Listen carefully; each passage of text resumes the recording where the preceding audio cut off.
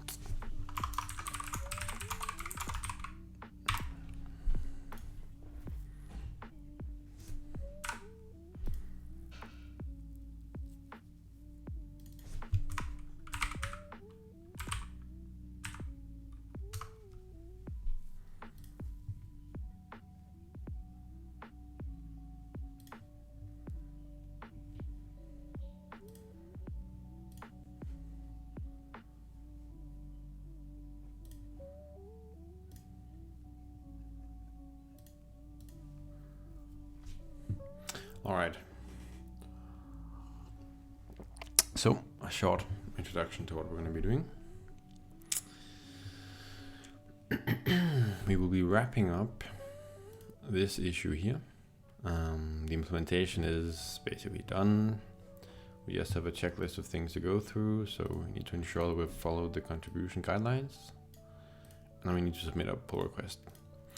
And one of the things we need to do to fulfill the guidelines is to sign our commits. So we're just gonna get that set up.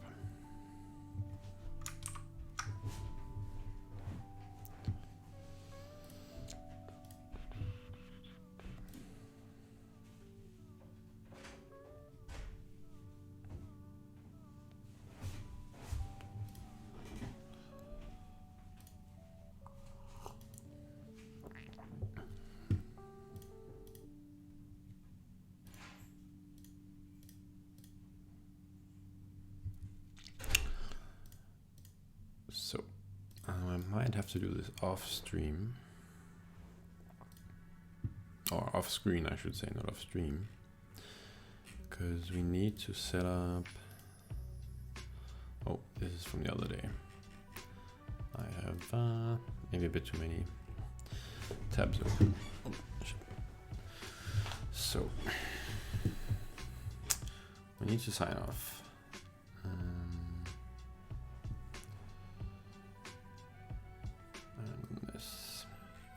So to upload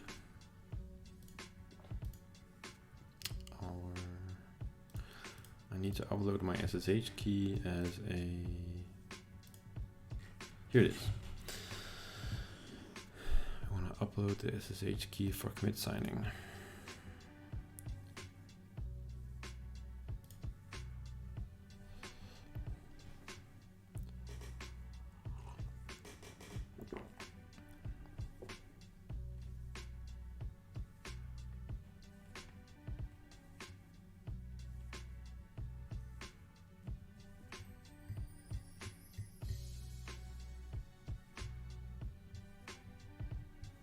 Okay, so we want to configure git to use SSH. I guess that's like that. Okay. And then we want to copy the public key to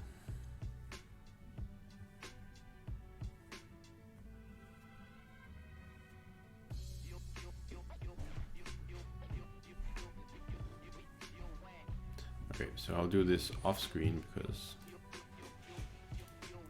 I'm not sure if you should see my SSH keys, even though it's the public key. Okay.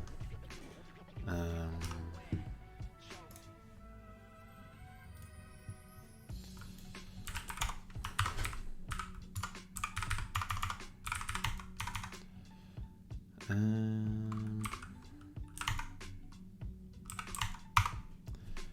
we go. Let's copy that.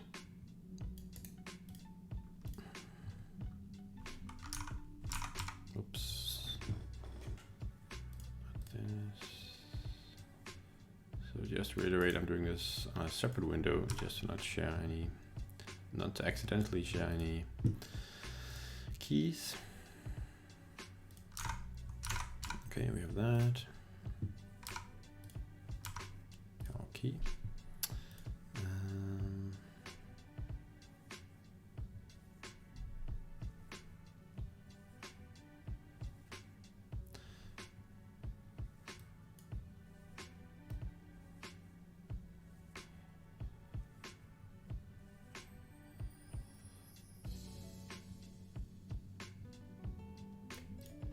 Okay, so we're gonna set this. Let me just check my local stuff. So git config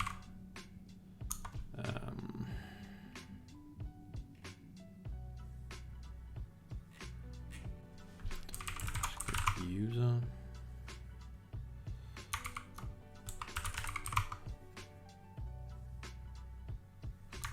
Okay. So it has my company email basically. So let's see, is my GitHub email the same? My profile. It is perfect. Okay. So we can take this. Let's just close some of this and oh, not that.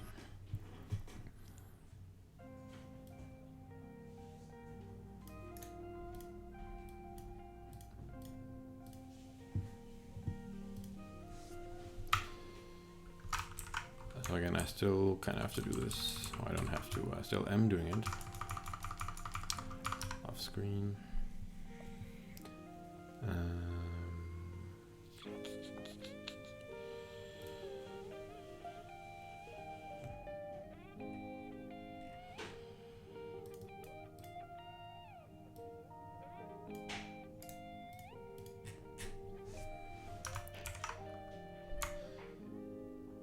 And there was a specific format. So we say key, colon, colon. So that's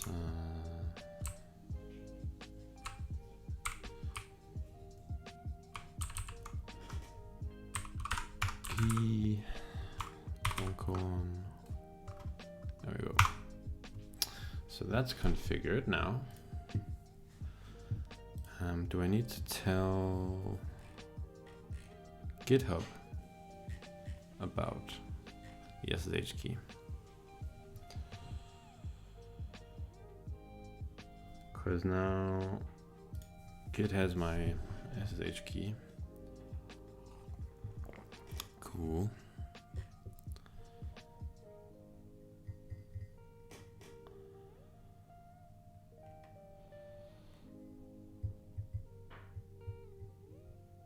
Pretty sure I have to upload it though.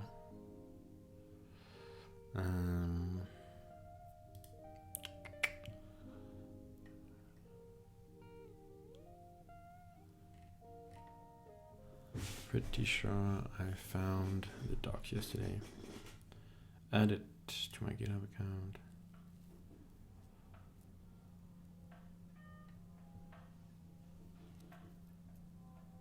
Maybe adding it for authentication is enough. I just felt like I thought I read that you need to add it 2 places.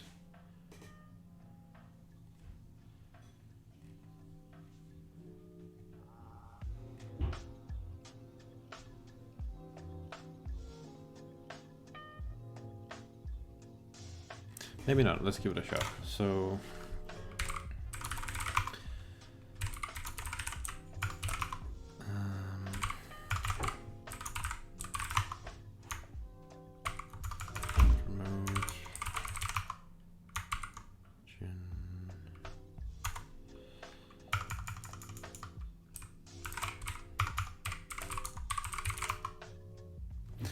this is on my branch, that's good. branch are we on? So I'll just add this commit.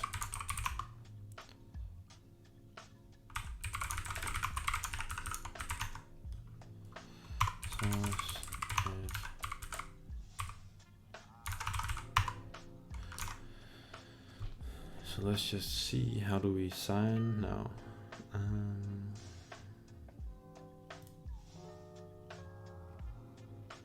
Signing commits. So we say git commit -s command. Maybe this means it was signed. Let me check out -b. What's the issue number?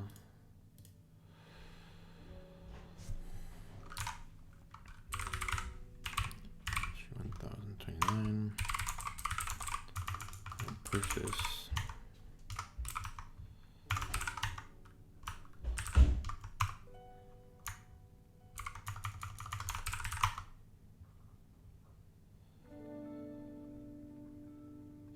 So if we go to GitHub now, there should be a commit.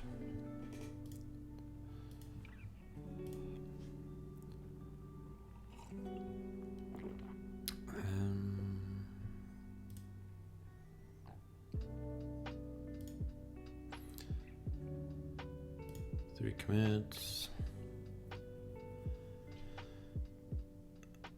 Unverified. So what does that mean? Commit signature unverified. Upload your public SSH key. Okay, perfect.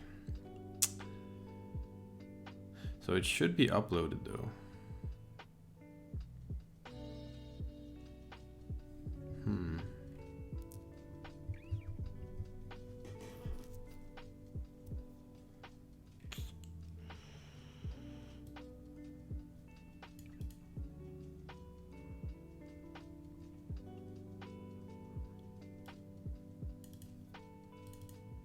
That's interesting. If I look at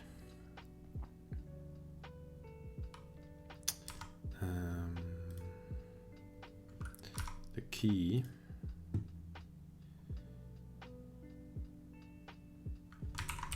so I have the public key here, and if I look at the non-public key,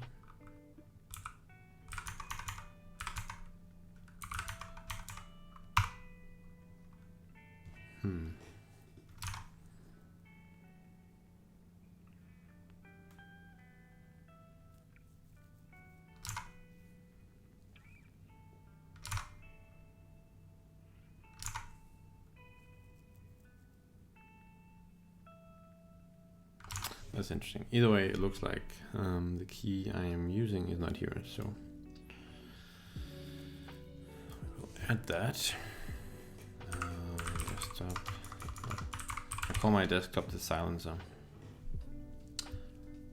Hello, MDS Ubuntu. Thanks. That's what I'll do, I guess, for the at least for the SSH key.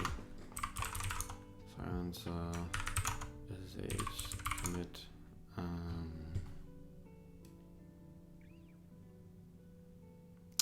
Well, I do, so what I was doing was I do have a key, like a key pair, which I use for pushing and pulling, cloning. And now I want to verify commits, sign commits. And I was curious if I could use the same SSH key for that as not. If I could use the same SSH key and have GitHub automatically pick up on that, but that doesn't seem to be the case.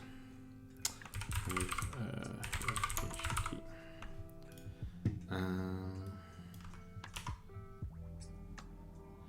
we'll just move this.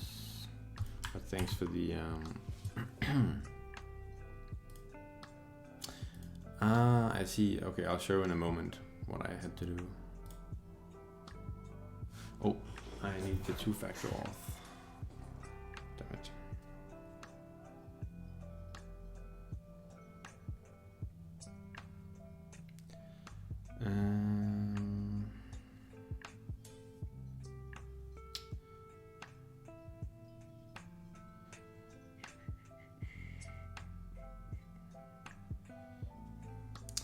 I use an app launcher on my phone which doesn't have app icons. So that means when I have apps with the same names, like these authenticators, it always takes me a moment to find the right one. Okay, so now we added a new key here, and you can see here it says for signing. I'll just show you what I did. So the others, they are for authentication. And then here you can kind of select the key type. And then I selected signing. So let's see if it works now. Oh, sorry, this is the wrong window. I'll try again. So I added a new key here for signing. And basically what I did was I said new SSH key, and then here I selected signing. And that did the trick, hopefully. We'll see in a moment. So now it's verified. Now the commit is verified. Awesome. So now we can squash these commits or repaste them, and hopefully we'll be ready to merge, I guess, almost. So we'll just first we'll just fetch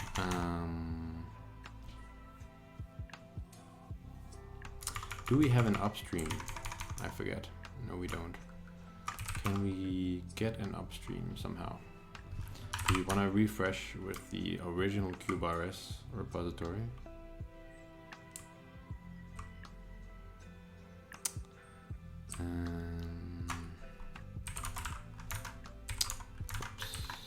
GitHub repo.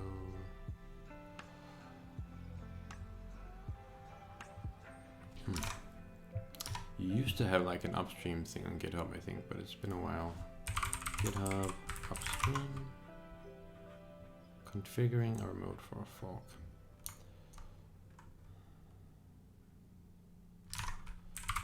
Git. Yeah, so this is what we have now, and we want to add that. Yeah, okay. That's nice. That's a very Git way of doing it. So we'll just do that. For some reason, I just thought I would have that automatically. Ah, but that's because I just manually cloned the repo from my account. That makes sense. I didn't use the GitHub CLI to set it up. Then maybe it would have set it up. I don't know. So let's find kube-rs. Get that. And we'll say git remote add upstream.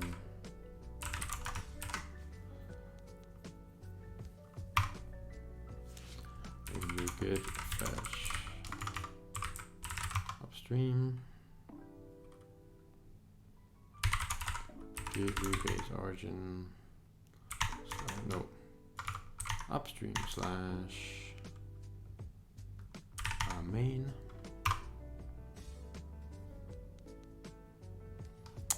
I see. So there are merge conflicts. That's interesting.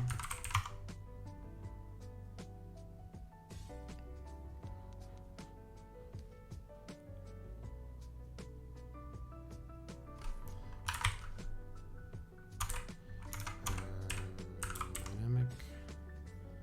What have I changed here? Dynamic.rs.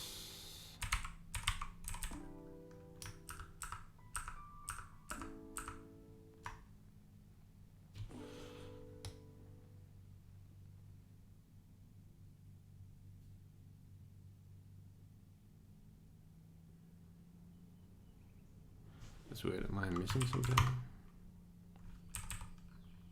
Ah, it was okay. That was the file I was already working in. That's why it was not up to date. All right. So what is wrong here for concrete usage?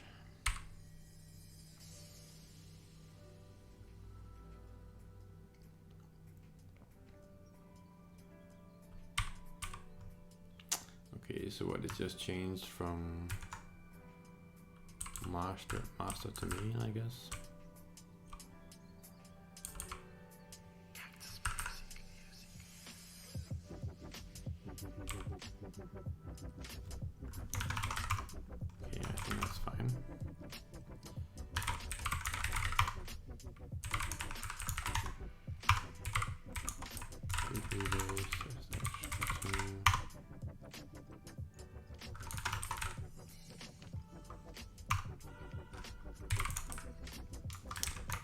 now if we do the rebase, it's up to date. If we do git diff upstream/main,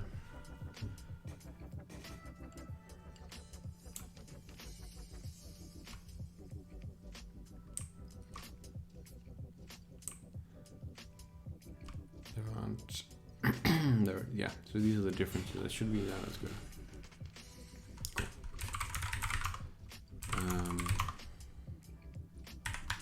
So now we'll just rebase again, except this time we will squash the commits.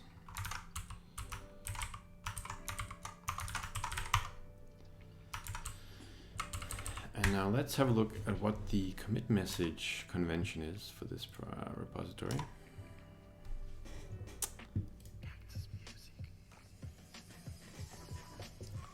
Just gonna skip to the next one. Okay, so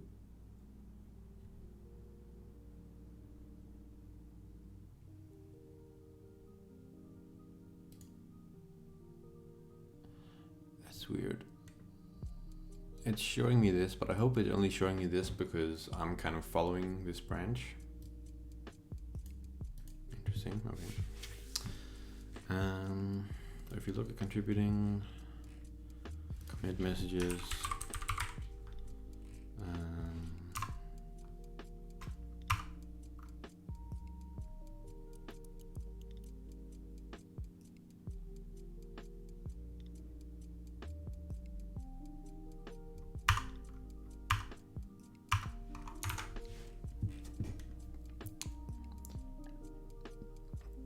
so there wasn't really anything specific there. Let's have a look at the commits.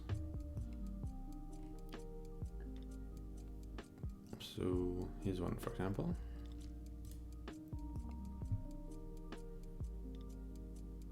Okay, so they don't make a big fuss, it seems like. Not as much as me.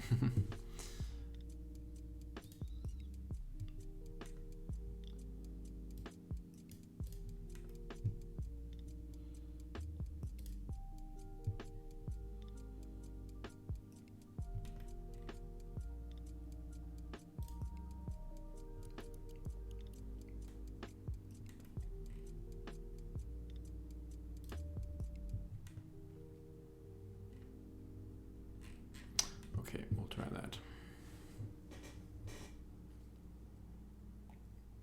So I guess we can just kind of free for all it. I did notice when signing off that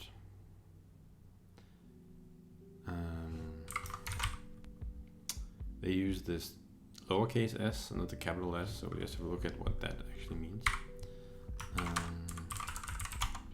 Implement.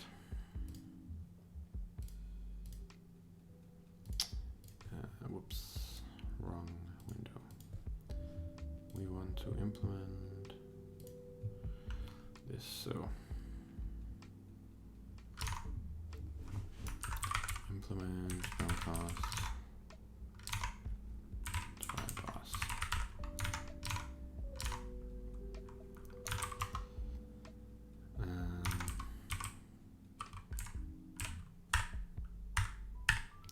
Implement passing method for DynamicObjects.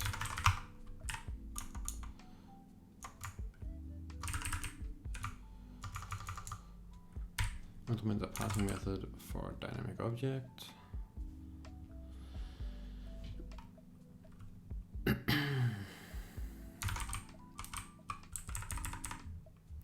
Implement a method for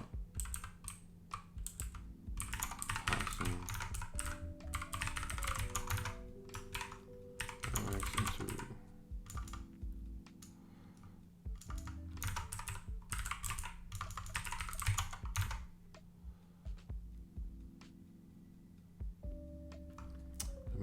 method for passing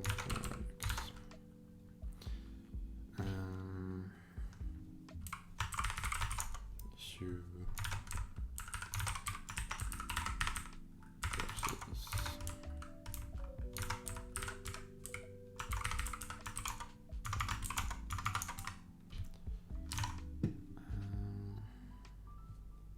it's weird. It feels weird when you don't know the conventions. So I'm just kind of like, I have conventions for my project, but I don't know what the convention is here.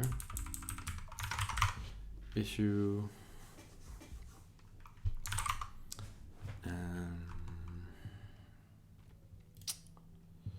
So let's have a look at the description. So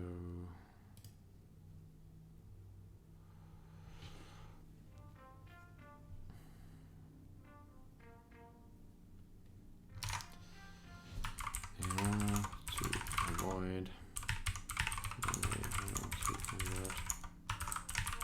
objects into resources,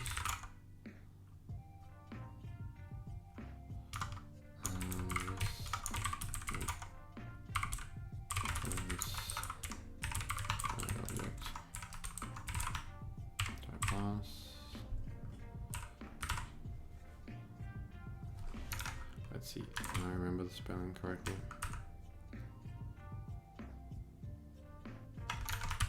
We called it down. Wait, what? There it is. Try pass. The file just hadn't updated from the rebase. Cool.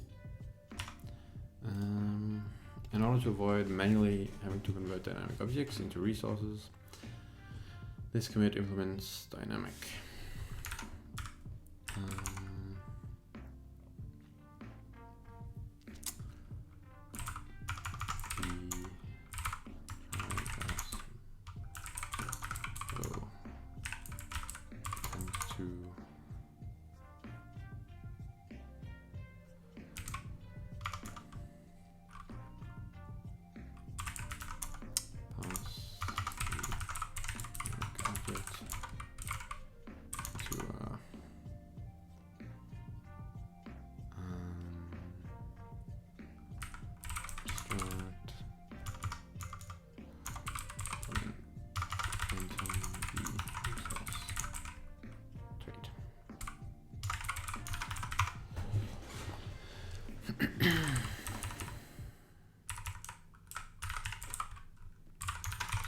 Implementing the resource trait.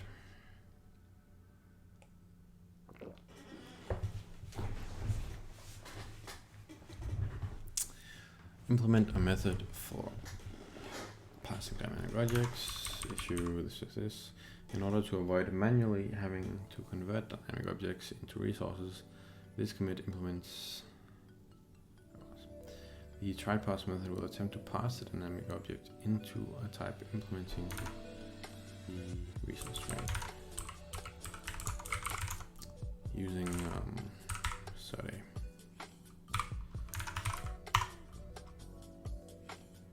Okay, it's not too bad.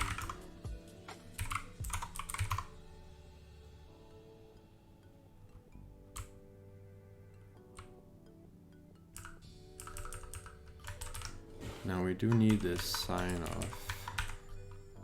We'll try that again. Let's just check. Git commit help. So -s. What does that do?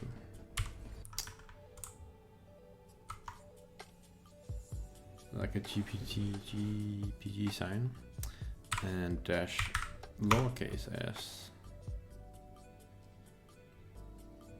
or dash sign. Is that another thing?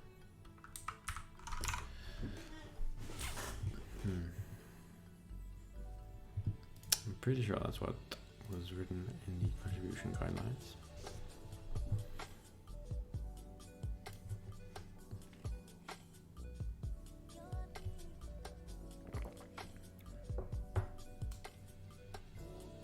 Okay, we'll just try it and then we'll see.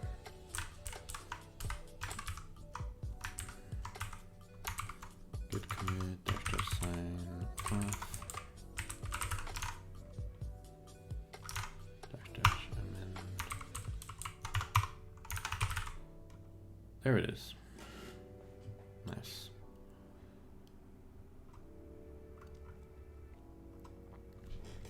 In order to avoid manually having to, let's make this nice. To avoid manual conversion.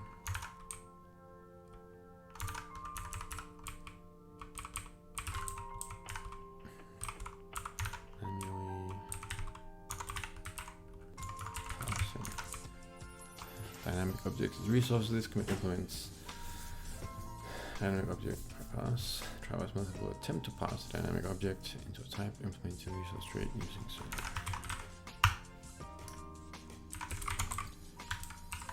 server. Git push.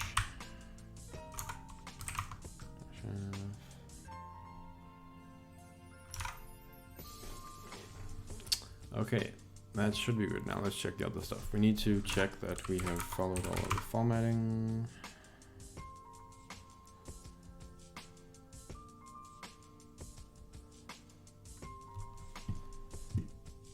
So we need that.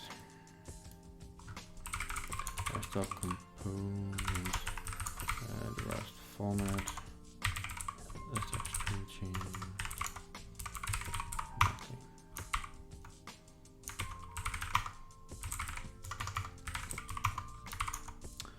Rest up, target list, and what were we missing? We were missing nightly. So let's try to add that.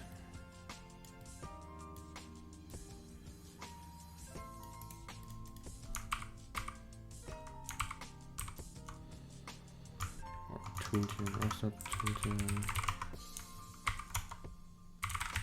install, there we go.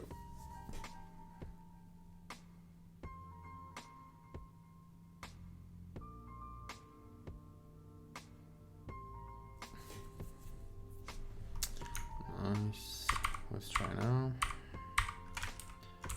Just format. Okay, I think we passed that. Just stock.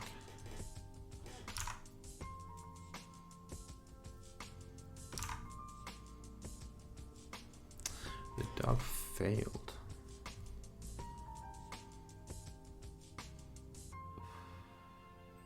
I see.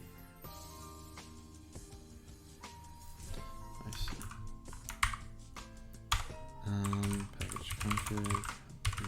So.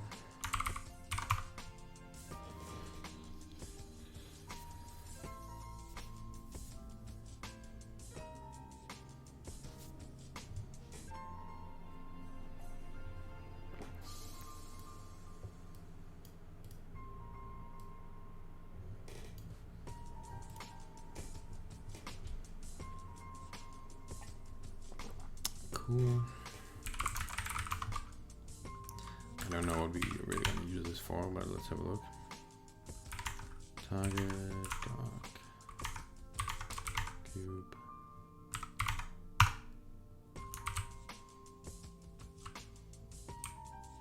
I don't know why I tried to open up wine, but okay.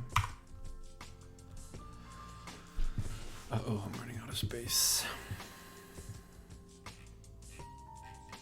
Let's see, can we see our method documented in here now? If you look at, let's just see, can you see this? Okay, nice. Dynamic object is our method here.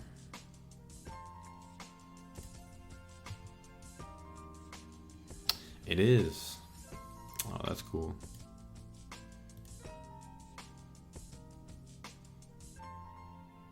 Try pass. Attempt to convert this dynamic object to a resource.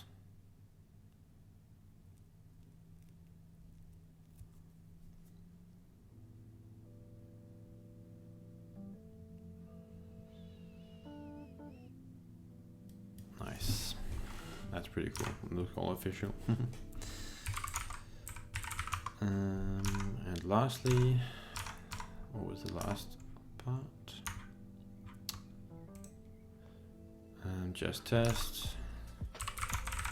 That should be passing already, but let's have a look.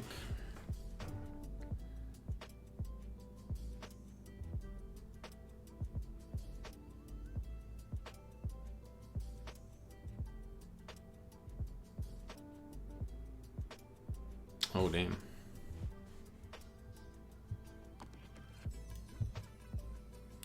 So OBS just informed me that it had to stop recording because we're running out of disk space.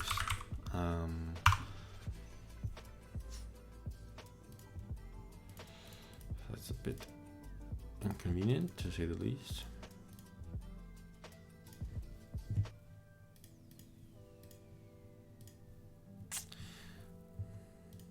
I might have to expand my disk.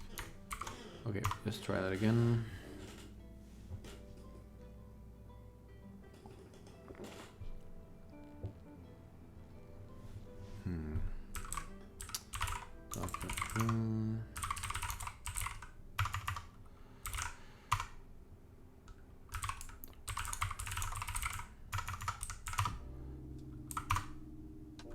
Nothing. What else can I get rid of? I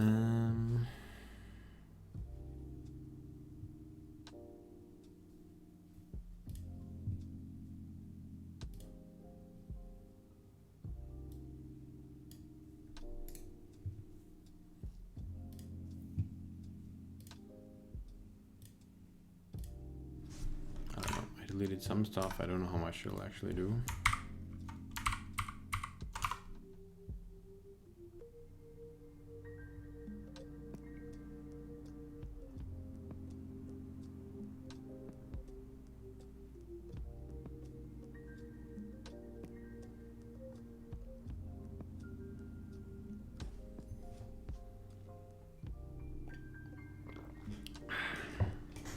I like how the cube examples are tested as well. I don't know if there were actually any tests in there, but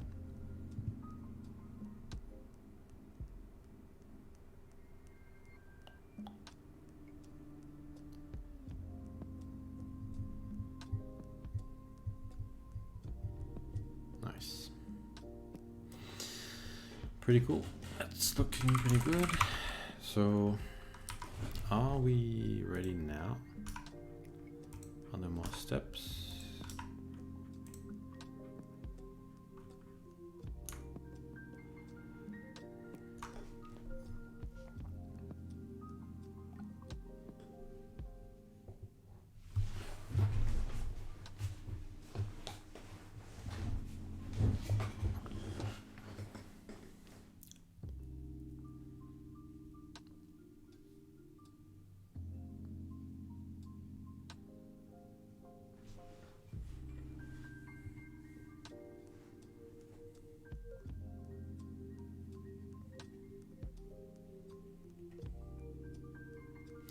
Let's try the integration tests,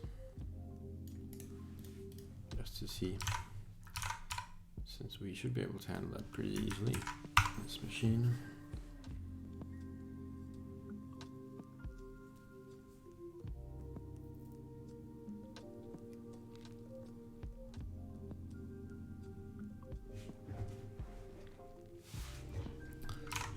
Oh, something failed.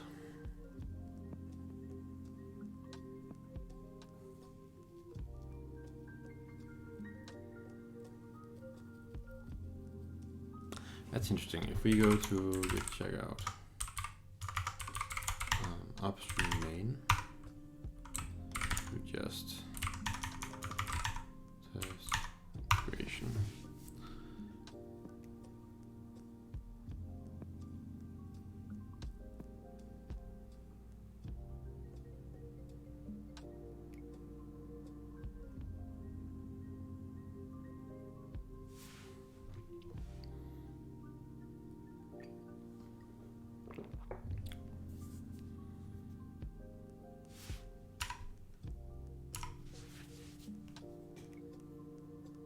Okay, so this also fails in that branch, so we could try K30 delete.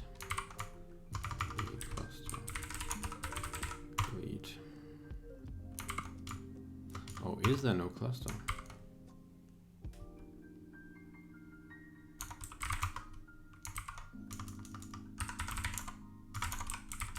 There is. Okay, 3D cluster, create. Just to give it a fresh cluster and see if the tests then pass, but otherwise it's fine. If it's failing on the main branch, then there's no reason for it to pass on ours. Okay.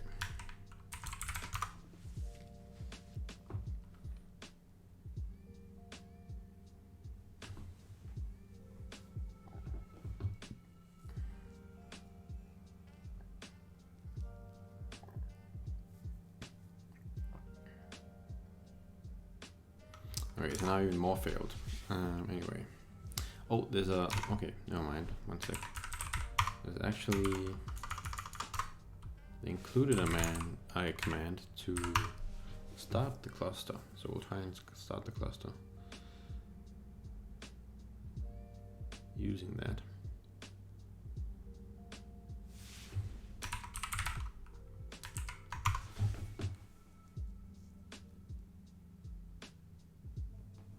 Okay, never mind. Still the same deal.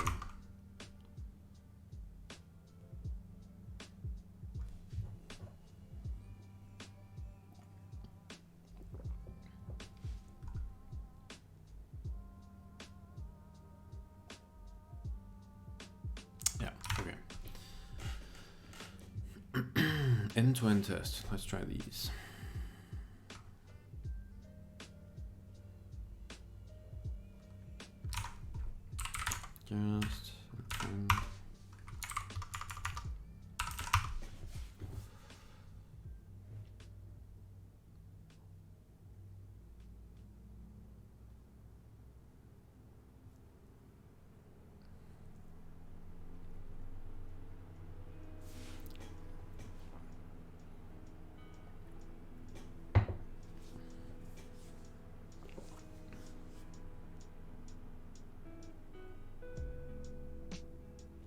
Just now we might run out of space again. Let's see.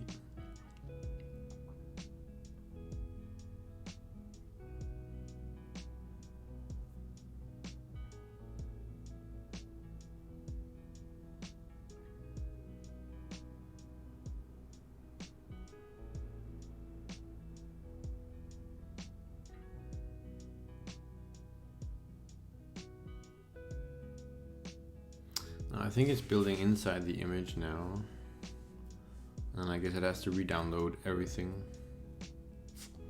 since it can't use the cache on my machine. But at least you have a fast internet connection, so it should be fast enough.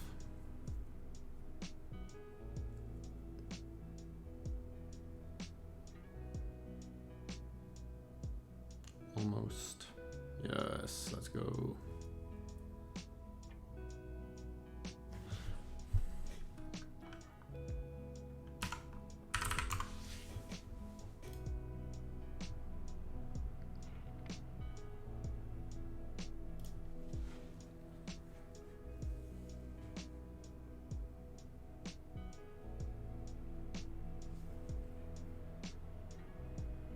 Nice.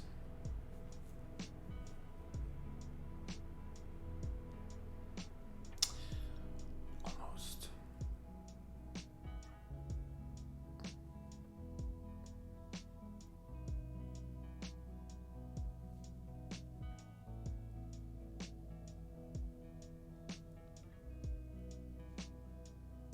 Okay, so these tests would be interesting to look at afterwards, because we can probably use some of the same testing methodology for testing aim.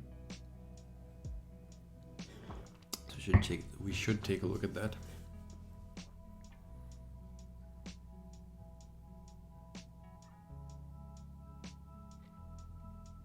Because right now, for example, we're running a lot of end-to-end tests in aim in like a similar fashion to this.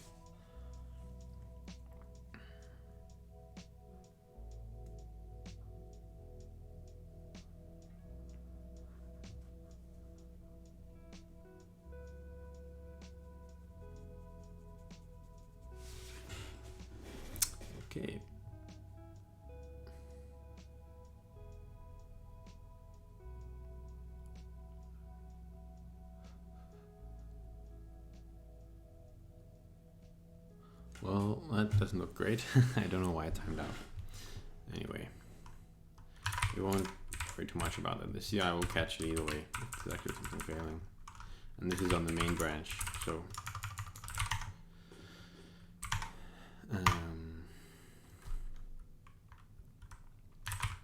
doesn't really mean too much for us.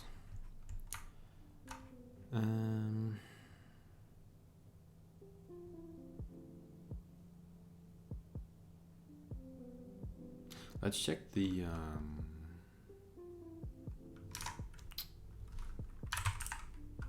code coverage. Well, I guess I have to install this probably, but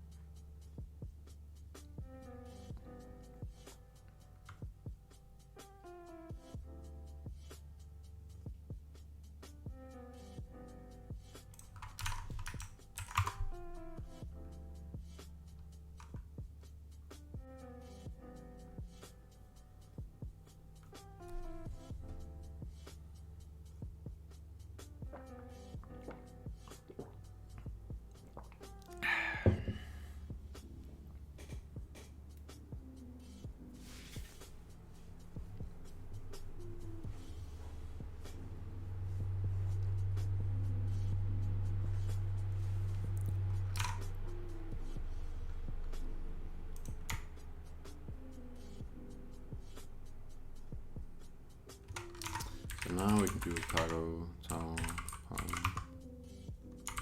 paladin, I think.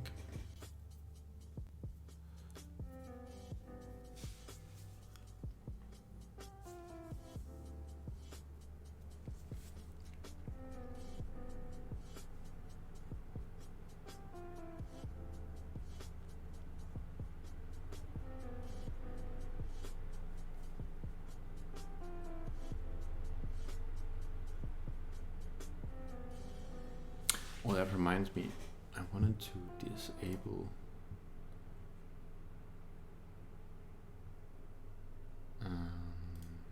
ads.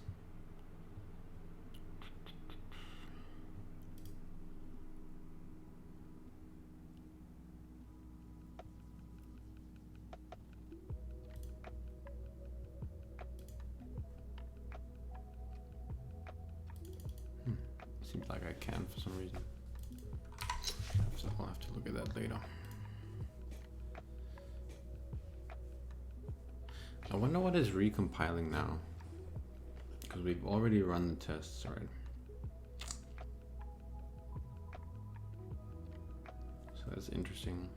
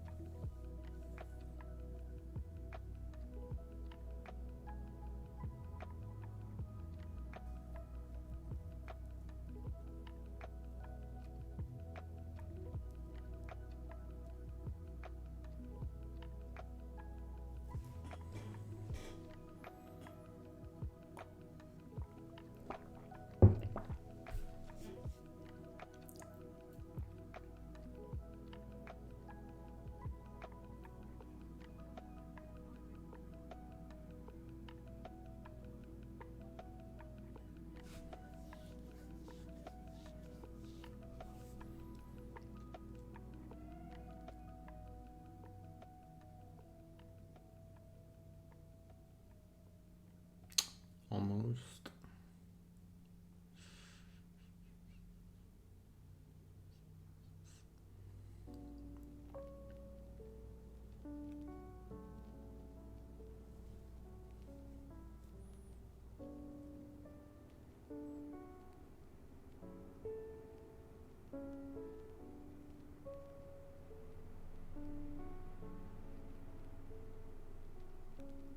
Okay, so now it's probably doing the code coverage.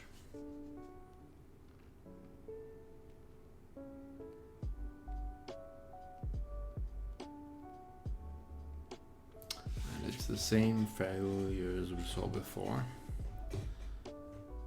Like.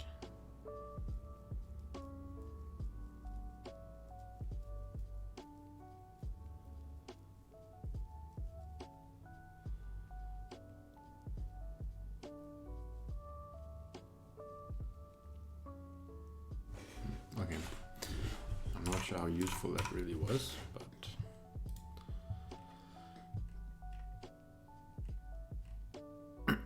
anything else we need to check?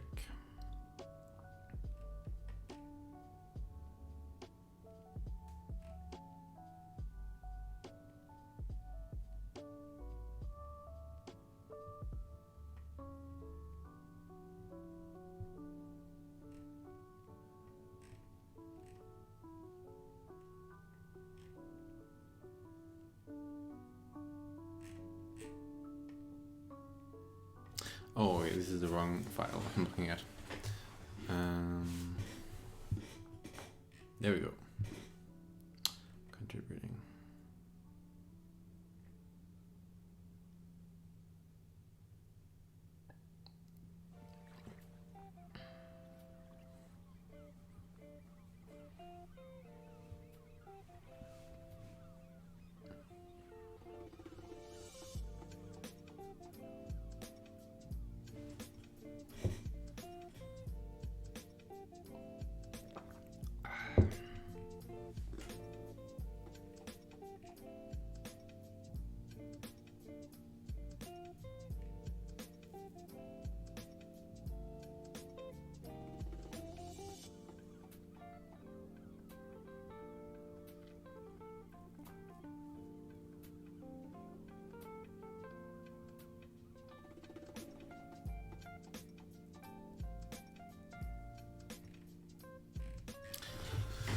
Okay, we might be ready now.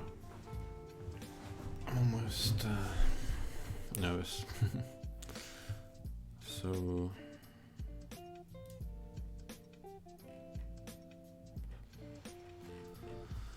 let's see. Why do I have 43 repositories? That's crazy.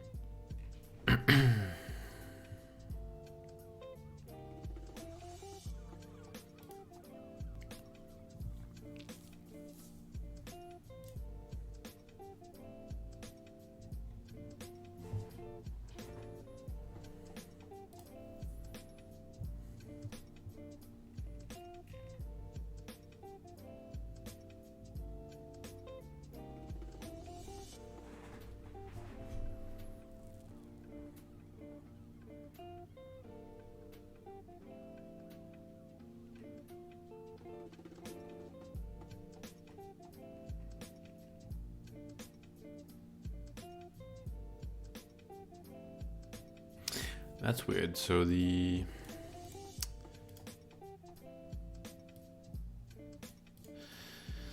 text in the commit message has kind of been squashed, it seems like. Yeah, so in the log it kind of fulfills the correct width that I've set, but here it just kind of gets squashed and destroyed. Okay, let's just check the changes. So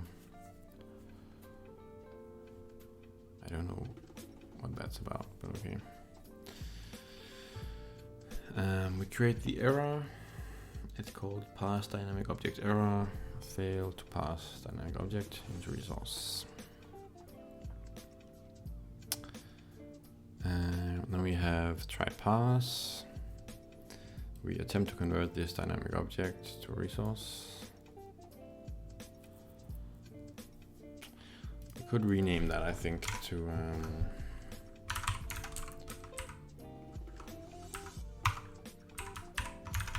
resource.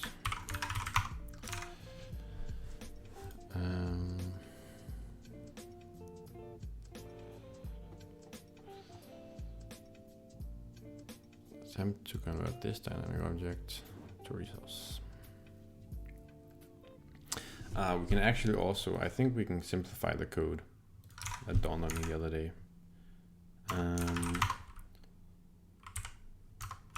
Just exactly this. So I think we can actually take this and we can do Survey.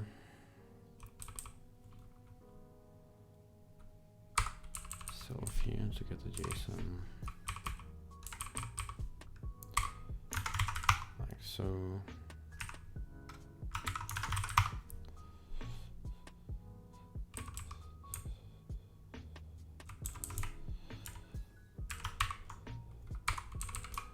Now, okay, so if I have to include this whole extra segment, it might not really be worth it. No,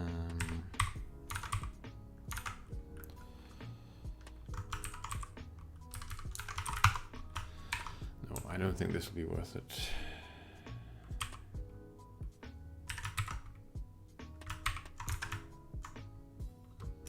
Actually. And I'm curious if it just works.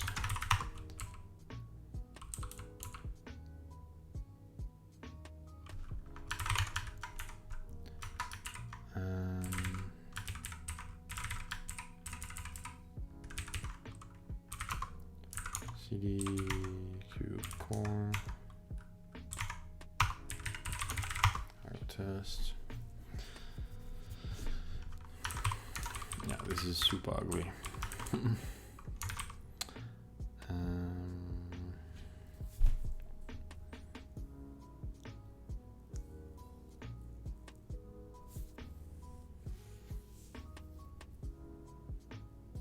It would be nice if we didn't have to duplicate this error passing.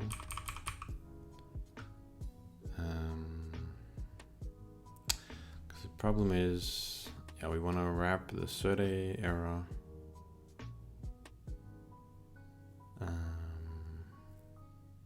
in our own error.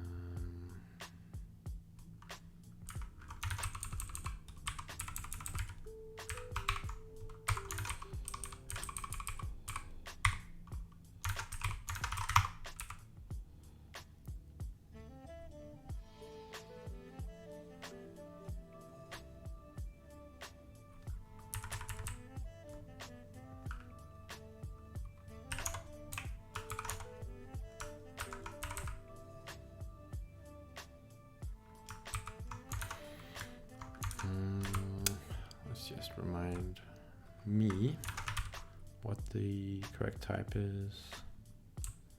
So we want to return the past dynamic object.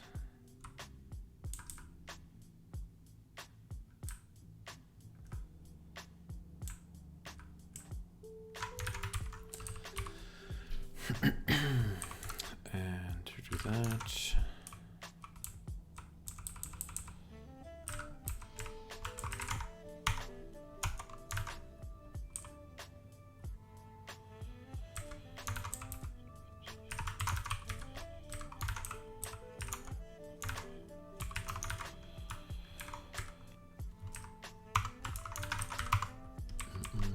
pretty sure I'm messing up the closure syntax.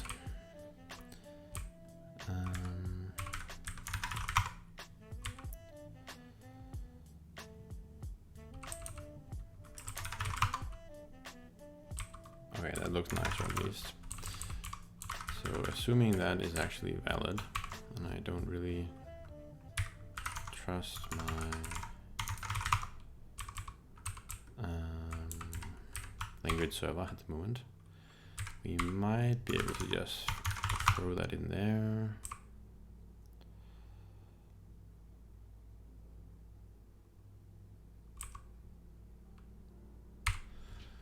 Could that work? Expected enum result. Okay, yeah. Okay, so we forgot to wrap it in an error, basically.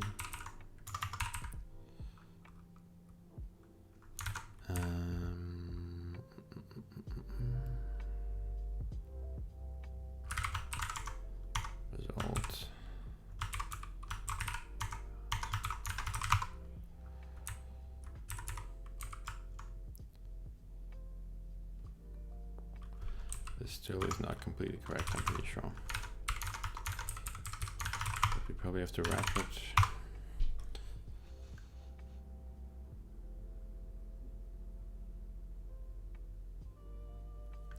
But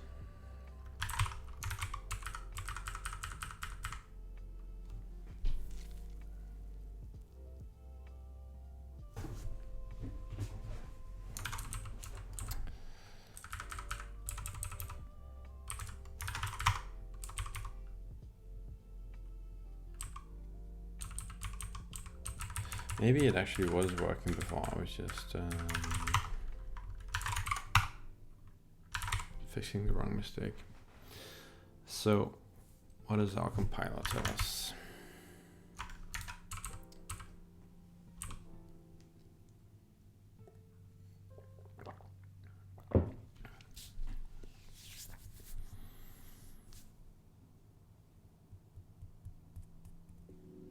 Expected enum found. Yes, okay. So that makes sense, of course.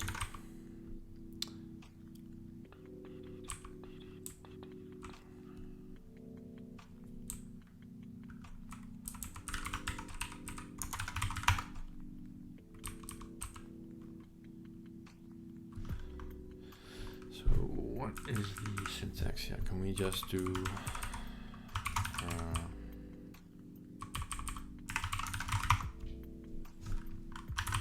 pretty sure the type is wrong. Not a type, yeah.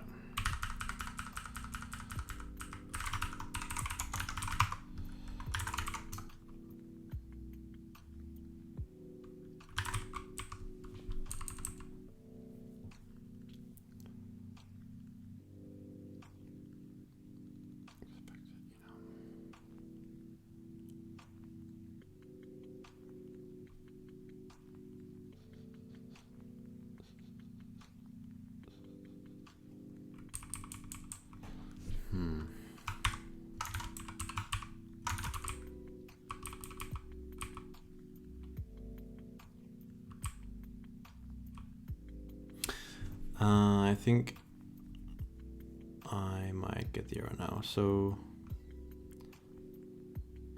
the or else no longer returns a result, apart from this closure, which I think is pretty sure is completely wrong. If we go back just for a moment.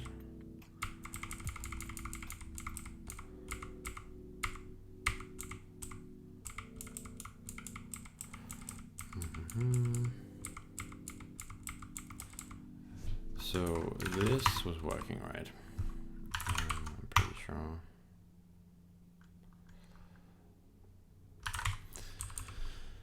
And basically what it is doing is we have the or else here, and it returns an error around the yeah, so this is what we want to keep doing, and then it kind of works. And now I can hopefully infer the return type somehow, so I don't have to figure out what it actually is. And it will almost work. And now we just have to unwrap this, I think.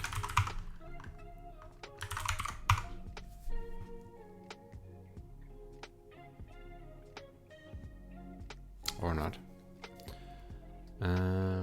Expected type parameter k found enum insert a JSON value. I see.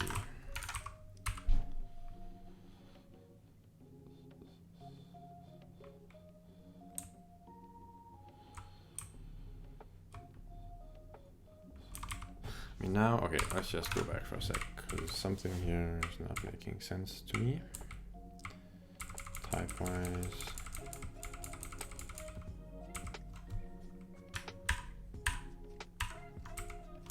So again, we know that this works. And we want to replace it with this closure, which is completely identical. So if we just take this wrap error.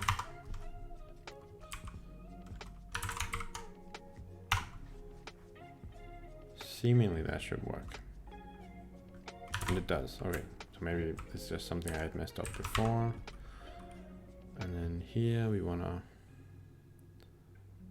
like do the same thing.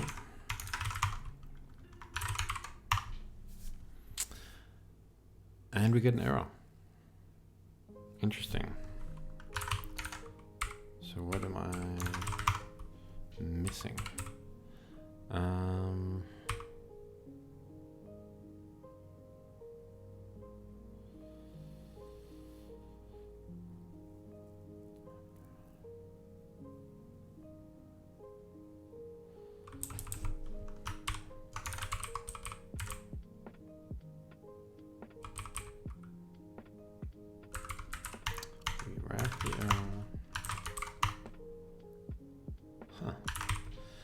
What else is it saying here? So this type parameter, try pass k, mismatch types. This type parameter with the result k pass error because of return type. Yes, that should be fine. So now we're returning a Survey JSON value. For some reason.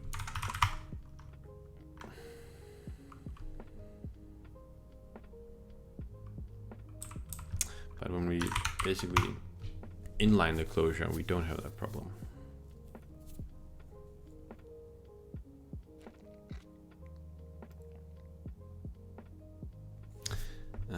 So what if we say that type-wise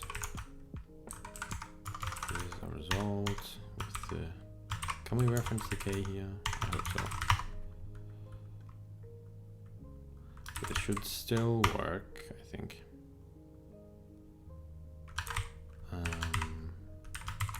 If we add a few brackets, should still be all right. Nice. So if we now take this closure and move it up here, so simply all we're doing is adding an explicit return type. And then now we add wrap error. Huh. No. No can do. That's very interesting.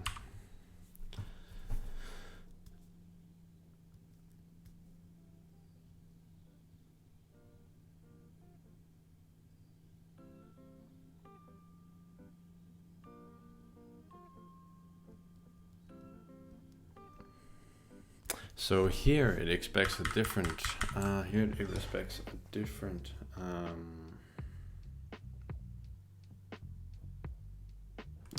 different return type. So that's, I guess the problem is, I think I get the problem now.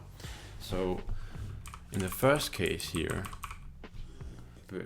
we are returning a result which contains a survey value and then some error, the past dynamic object error. And in the second case, we are returning our a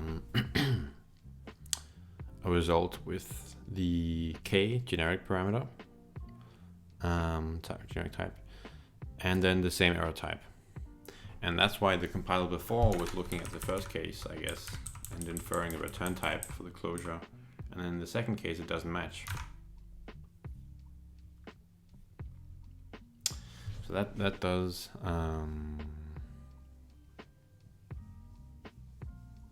actually make sense, surprisingly. So the question is, what are we gonna do about it? I feel like there is a better way to do this whole thing. That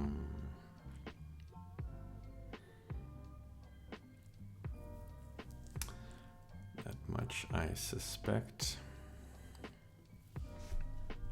But this is okay, but it is kind of a cool case. So one thing you could do, I guess, if you really wanted to go wild with this, would be to add a generic parameter to the closure. Which is kind of silly, but let's just see if it's possible. I don't know if it's silly, but it seems like it's maybe going a bit overboard, but let's see. Generic rest closure.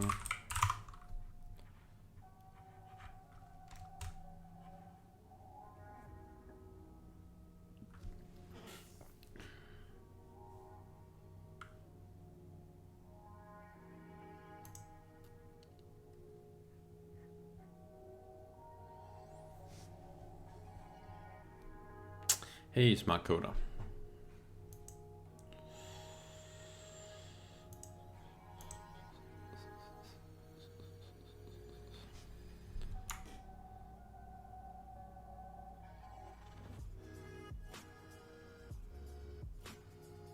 Hey, next big idea. Good to see you both again. Anyway, this is kind of a silly waste of time. It doesn't really matter.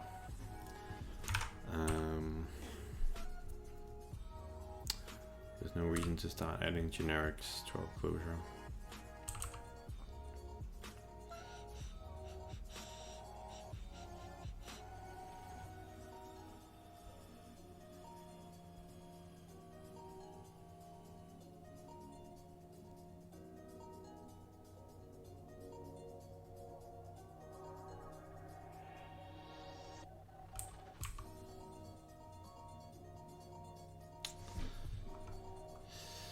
We're actually looking at one right now. So this is a closure.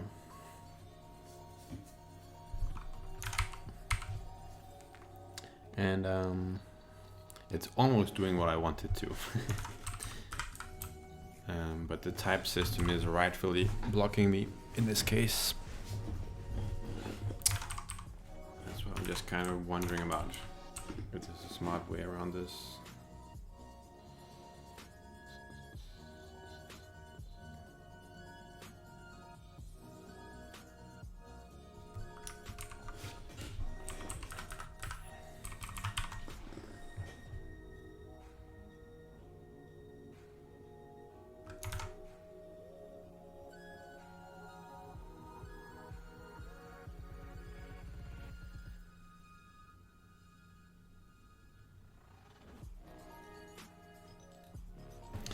If we take the to value,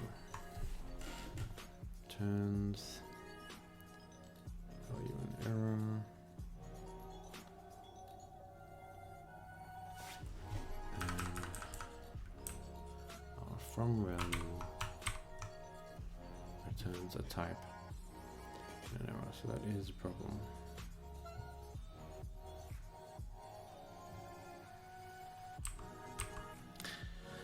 Should I just accept that I'll let this be a little less elegant for the time being?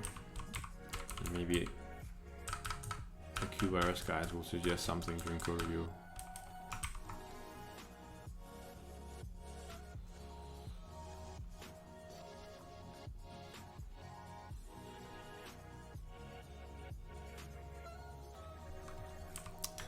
It might be worth taking a look at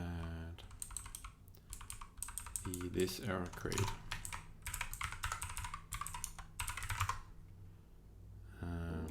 They might have something smart.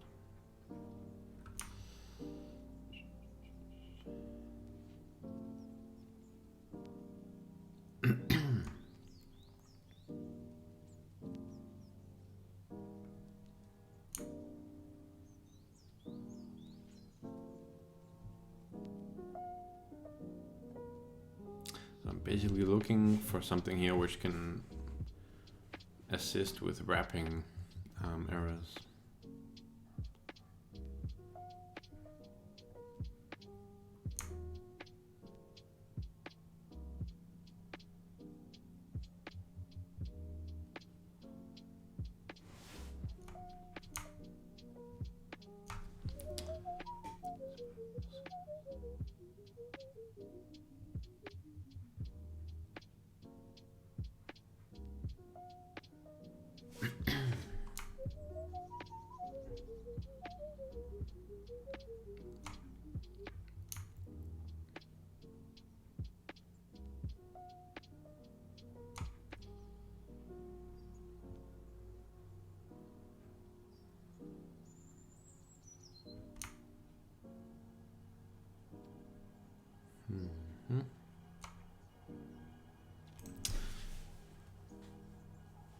So this error macros we are using just create a normal standard error under the hood.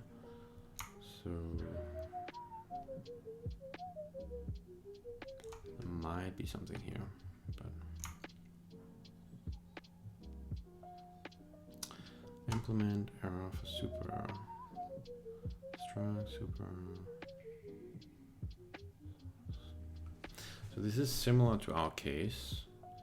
We have our own error wrapping a different error. So let's see, do they wrap it? So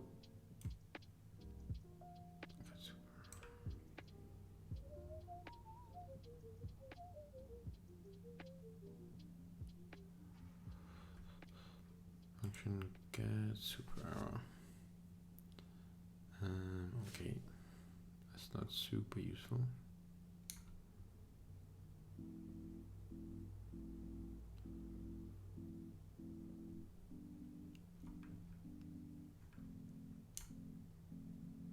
Because here they wrap it in the same way I'm wrapping it. They're identical actually. Yeah, that's the same thing.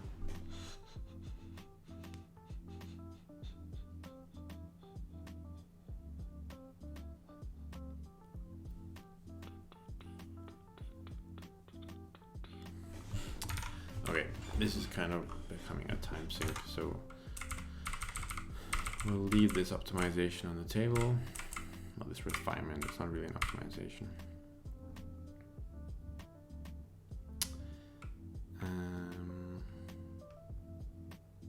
And the question is, how ugly do we want the code to be? So here we're kind of doing it all in line. So we have this option, or we can like do this, which I think is a bit more readable, since we do have this, since we are going to keep the duplication of the URLs. So here we create the JSON, and then we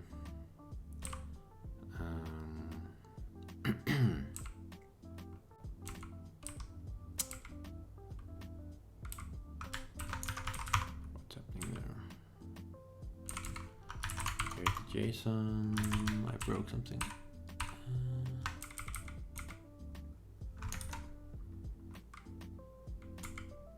There we go. We pass the dynamic object into JSON, and then we try to convert that into the resource.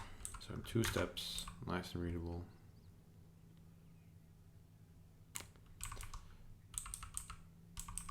Could also be, since I can't quite let this issue go, that we can implement a method for the dynamic object error, which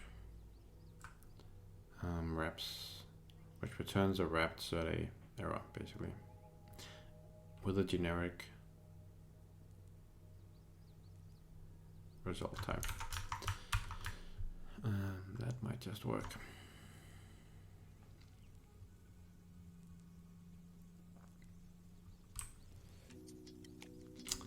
So we could do something like implement dynamic object function wrap survey error.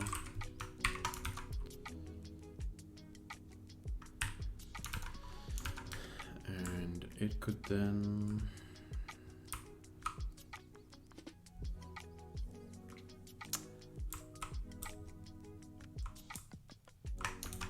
accept like a generic K. So we don't really have any requirements for it.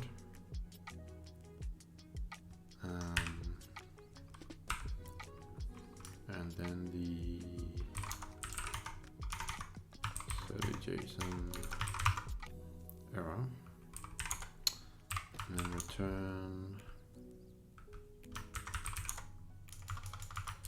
What should it return? A result with the K and the class dynamic.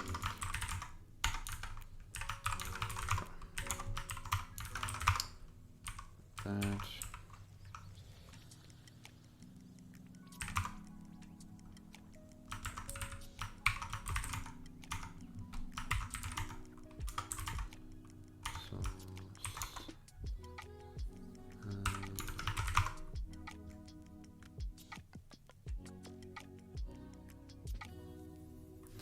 Let's see if we can get away with that.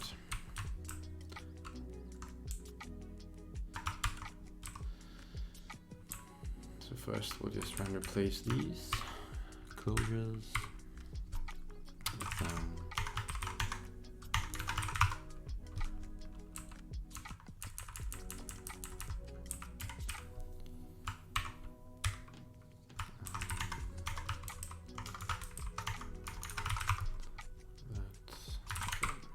this could turn out kind of nice. I feel like I'm kind of going overboard, but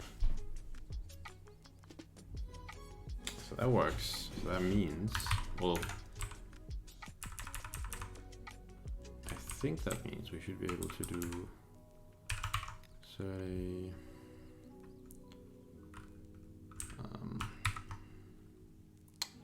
to JSON here, so we can grab that.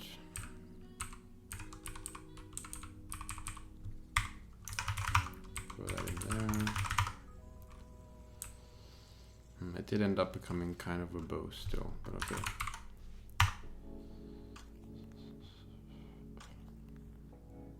Okay, so it does work.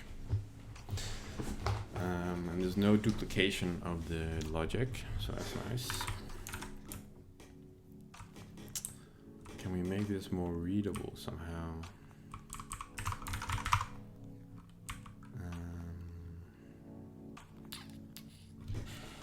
Asserted JSON, because this, I mean, this does look kind of like a mess.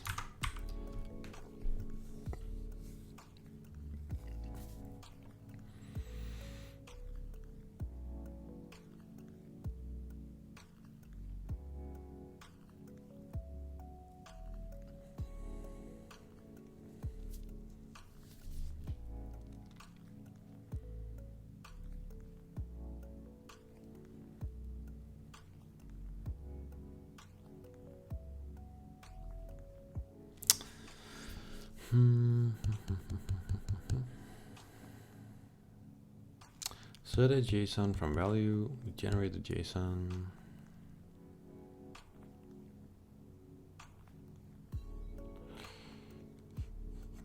Okay, maybe we will at least keep the part where we have the JSON be separate, because at least that is more readable. I think it's like in two distinct steps. But at the same time, we avoid the duplication of the logic. Even though, I mean, there is not really a lot of logic there, but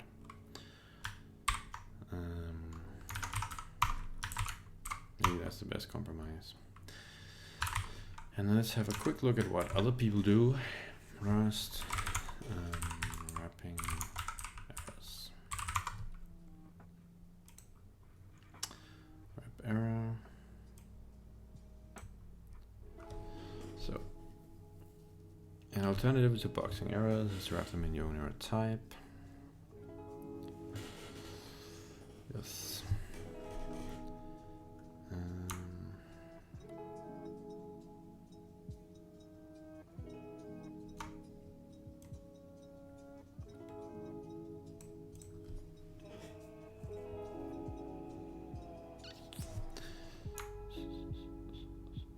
let's see. Is there something useful here? Implement from pass int error for double. So this might be what we actually want to implement, right? Implement the conversion from pass int error to double error. This will automatically be called by the question mark. So this is probably exactly what we want actually.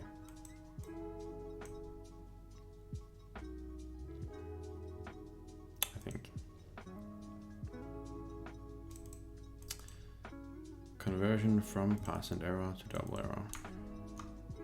Conversion from pass int error to double error. So that will do.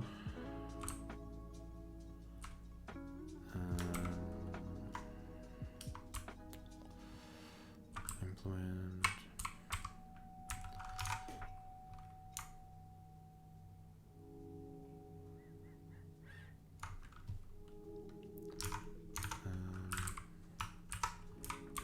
From survey JSON error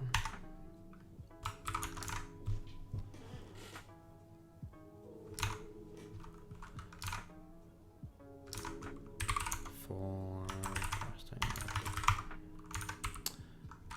and we do fn from error survey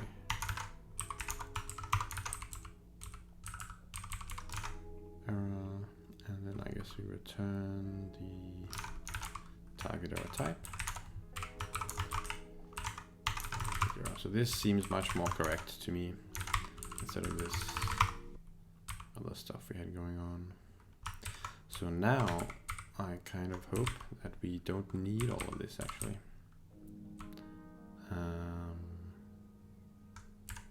So this could simplify things quite a bit actually. If it does what I think it does.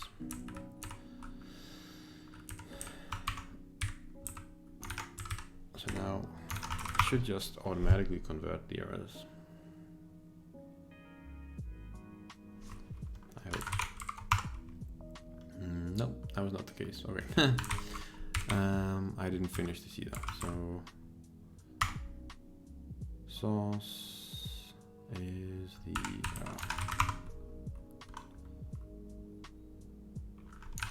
and we don't need to wrap that.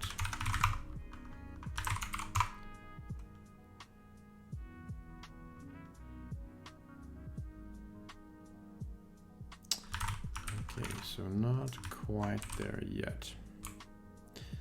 So here it looks like it is converting, but not when we return.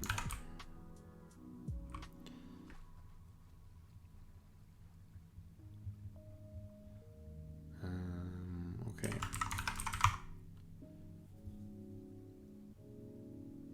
And that doesn't really make sense because we do want to return a result, right?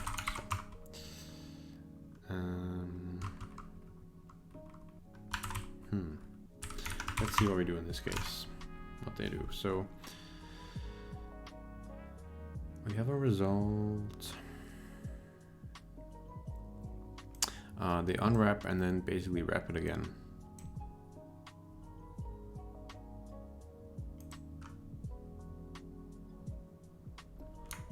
I guess let's have a look.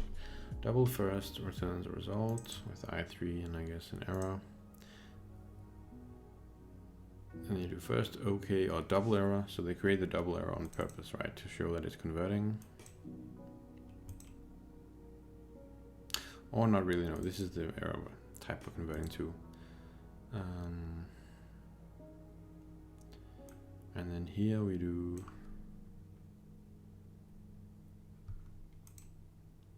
first a pass, and then here is where the magic happens, I think. And it uses the from trade. And return OK. So kind of an analogy for us would be that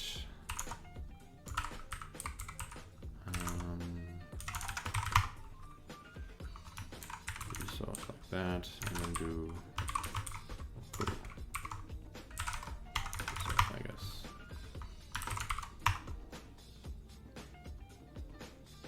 So that should at least work, I think. Nice. This is getting better. And now we can kind of get away with avoiding the extra variable, I think.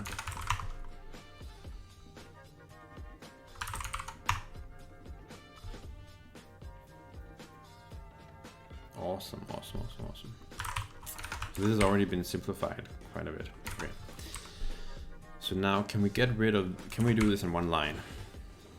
Can we do this in one line? Because this should not really be necessary, right? I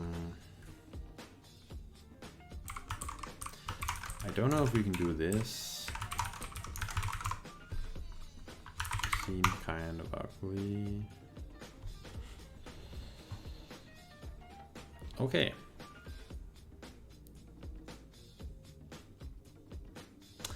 So I guess the last thing to improve here would be like, see if we can do this. Now we can't do that right now, because that's what I was failing before, because we're not calling the question mark, and without the question mark, it doesn't invoke the from trait. So let's have a look.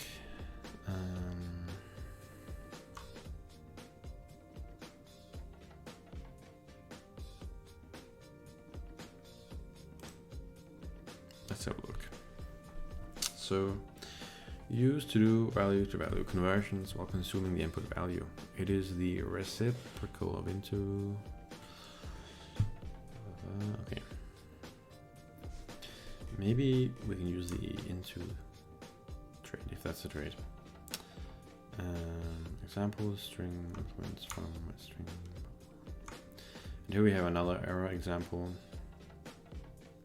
So we have from IO error into CLI error, from pass into error into CLI error, and they're doing the same thing here basically. So this does seem to be like the standard way of doing it, and maybe we'll just keep that for now.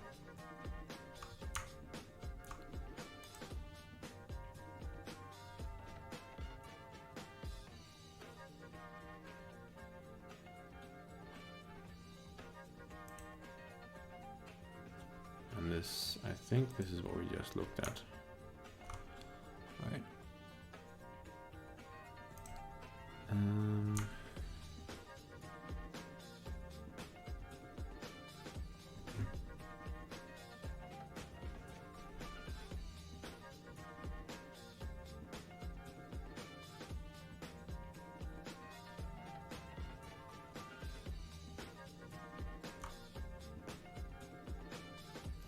Of course, yeah.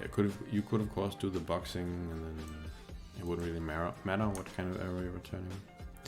But we don't want to do that if we can avoid it. Okay, I think this is pretty cool. This was quite a reduction from earlier. So a lot less code.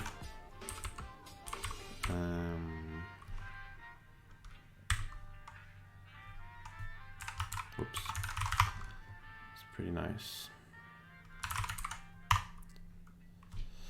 And now let's do our checks again. So we want to do just format.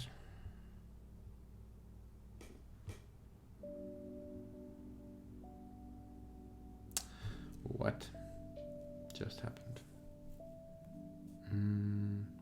Error writing files. Permission denied.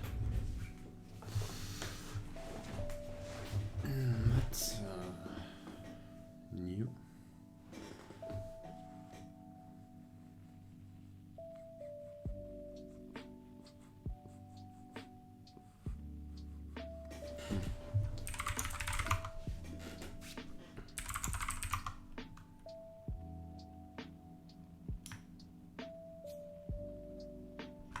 That's weird. Is there like just clean?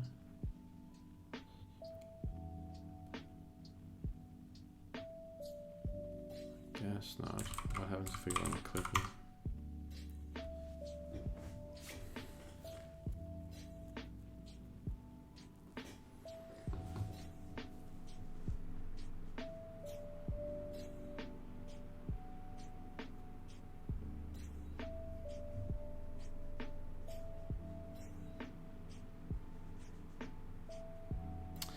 interesting. We did get some warnings there.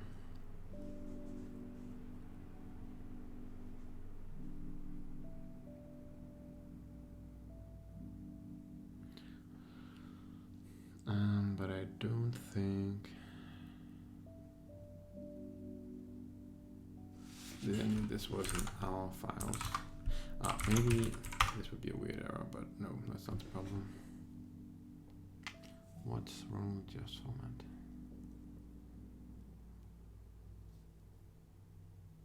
I know the problem. I think I know the problem. So the files it's looking at now were all, I think they were compiled inside like a Musel Docker container. So the target is all wrong. If we rust up target list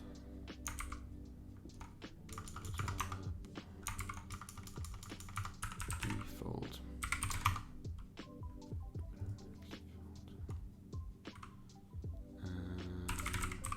tweeting.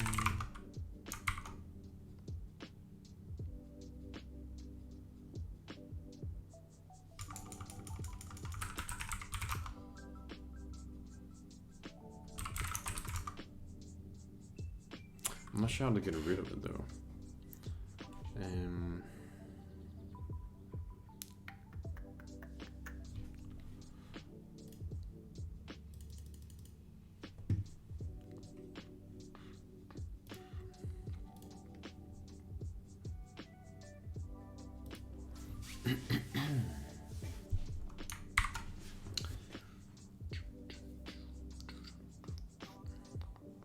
We could of course delete it. I'm not sure why we're using that target either. Well, let's see what happens if we delete -r target x86 Musel. So this could go very wrong. Cannot. That's funny. Okay.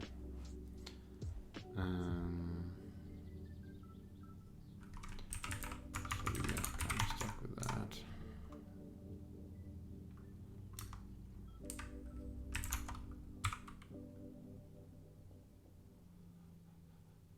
Do we have any rust up configuration?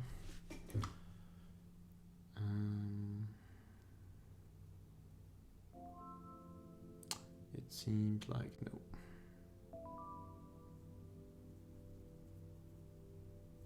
Okay, well, we could force the deletion, of course. It seems kind of risky, but okay.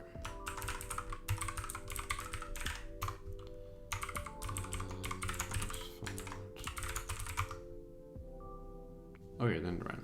Fine.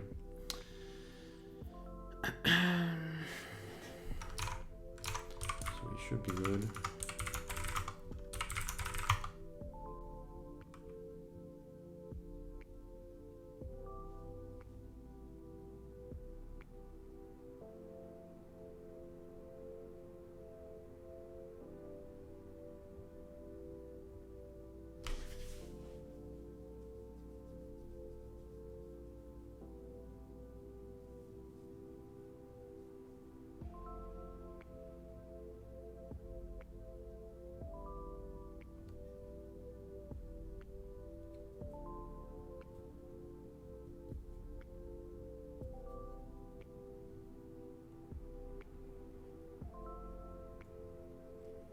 Watching the compilation is so satisfying. I feel like I'm getting some value for the Ryzen CPU in my machine.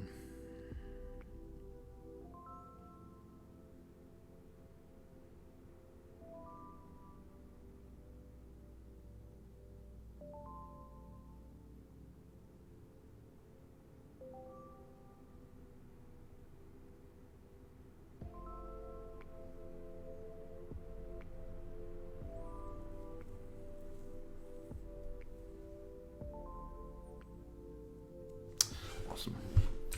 So we will add this.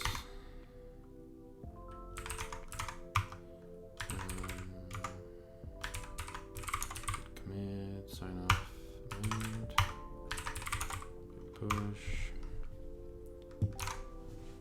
Let's have a look.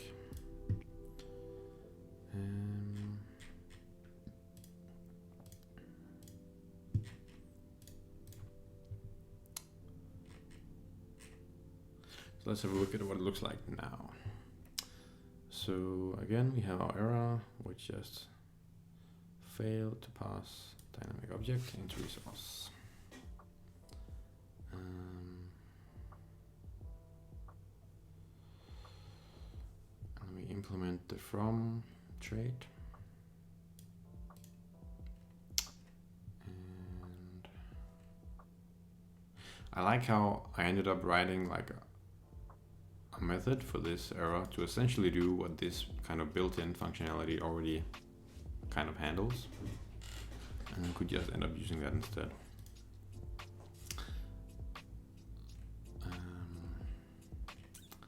And then we just do try pass. We have try pass, attempt to convert this dynamic object to resource. Should we like use markdown formatting on this? If we, man, I'm dragging this out so far. Anyway, let's have a look, see what it looks like.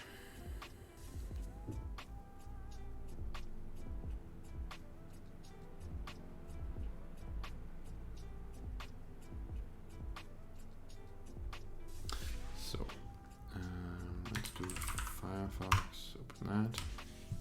So if we look at the dynamic object, we have try pass here with the description, and we should have an error.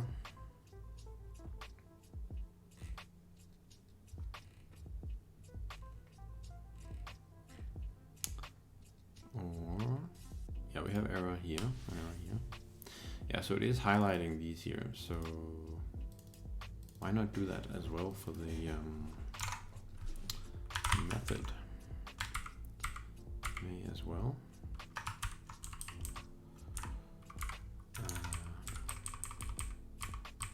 Although that just hasn't been done for other places, right? So I'm a bit unsure actually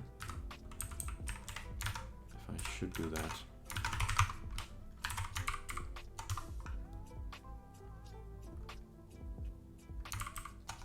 Because now if we refresh this,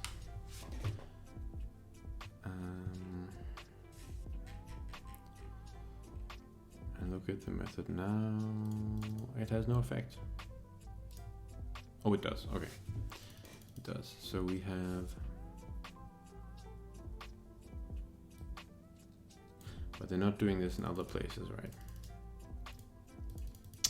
So I'm not sure what the convention is, but I'm sure they'll call that out. Well, here they kind of are, so maybe it's just inconsistent. I don't know. We'll keep it like this for now. Look cool. And it does have some actual meaning to it, right?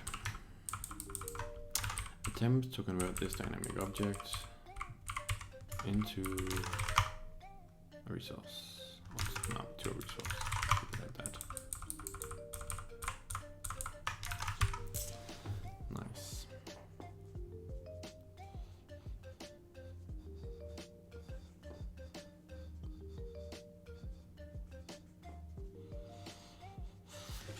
Nice. Okay. I'll add that.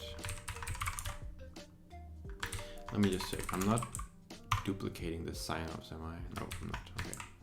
That's good.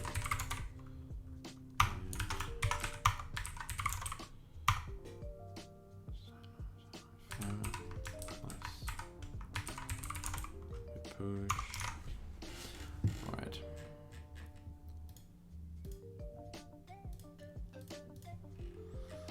So refresh this. think this, yeah, should be reasonable now.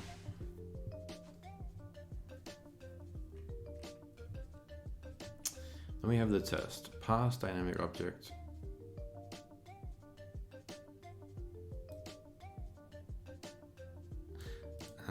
So the name is not very good.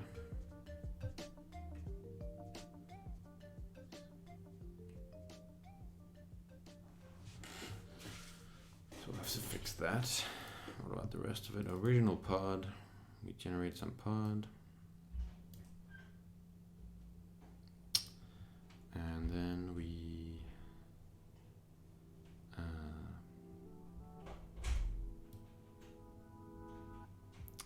create a dynamic object based on, yeah, the same, or we basically pass the pod back to useRday to marshal it again. We get our dynamic object. We create the casted pod.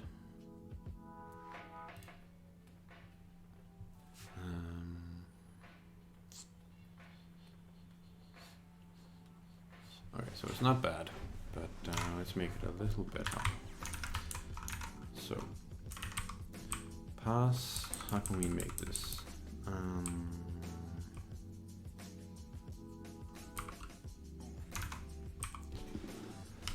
Because we're taking a dynamic object and trying to pass it.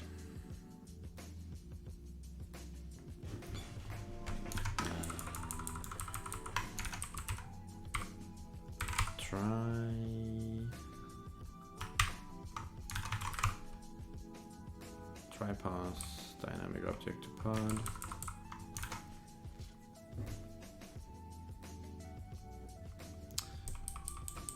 As pod. Try to pass. So here I could use a bit of a naming convention as well, because the naming of the tests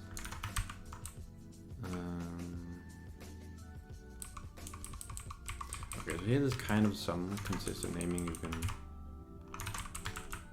extract some inspiration from, so you could rename it.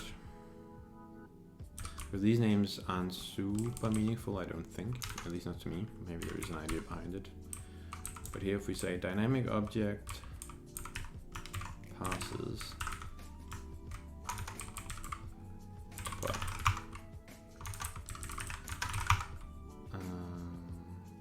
Dynamic object passes pod, dynamic object passes as pod. Because here we have P1 webhook and marshals. We could also have dynamic object passes.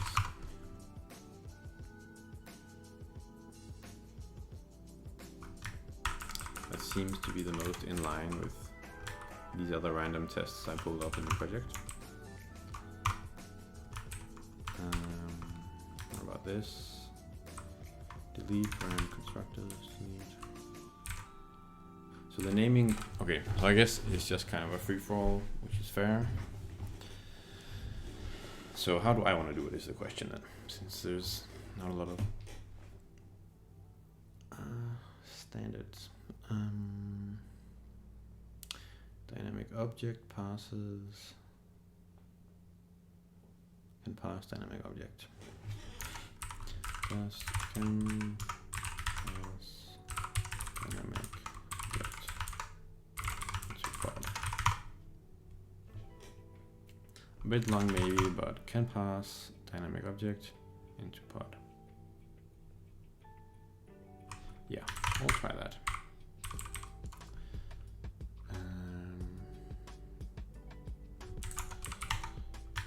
Just check again. And it's all good.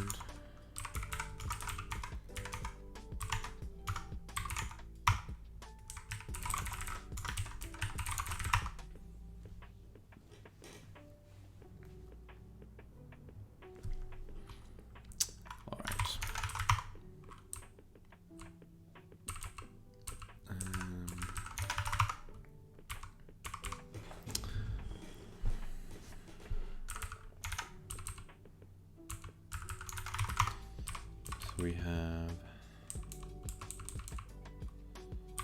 setup, the original pod, dynamic pod, the casted pod. Let's call it the past pod.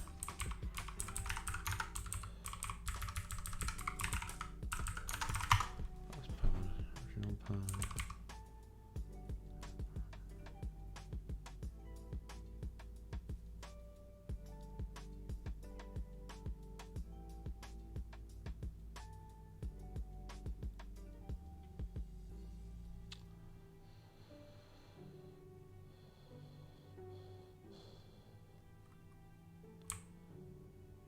Do we need the from string actually? Could we do from value and then just take this directly? I wonder.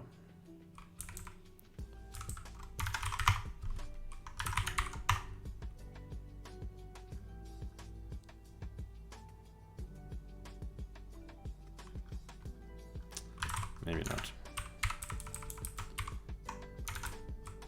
Maybe we'd have to convert the pod to assert a value anyway.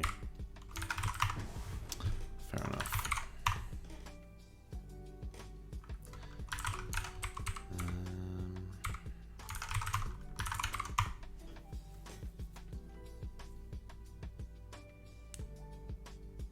Okay, I should stop messing around and just try to get it shipped.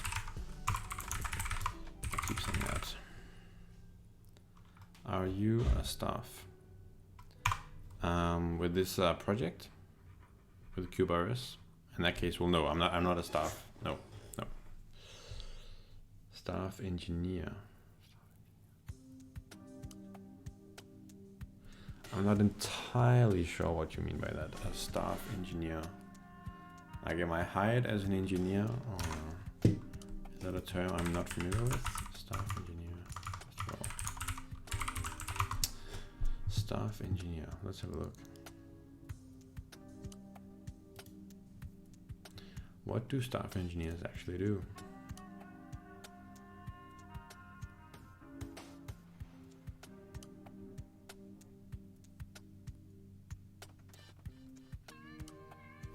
The most straightforward answer is that staff engineers keep doing much of what made them successful as senior engineers, building relationships, writing software, coordinate projects.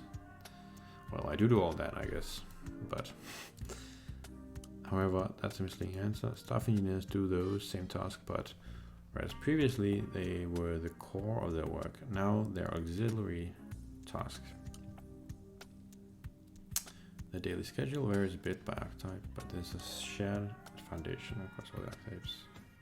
Setting and editing technical direction. I see, okay.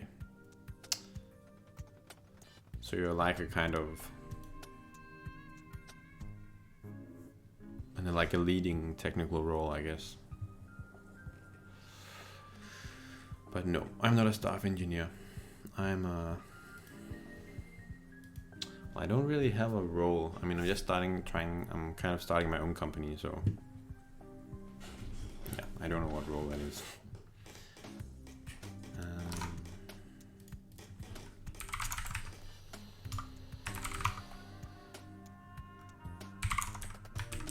So let's make this again.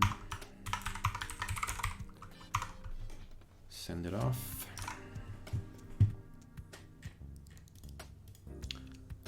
I can avoid making more changes. Exactly. Startup founding engineer. We've actually been joking. Me and my roommate have been joking about that title. The founder engineer.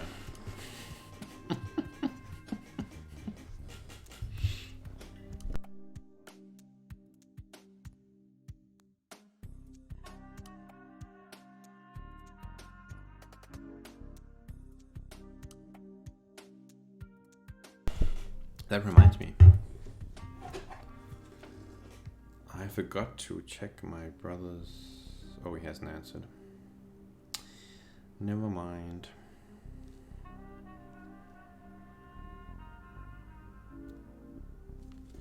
Never mind. My brother was at a job interview today. Like he has gotten a role, but they were gonna like negotiate salary. And I asked how it went, but he hasn't answered. Okay. So what is this? Levels FYI.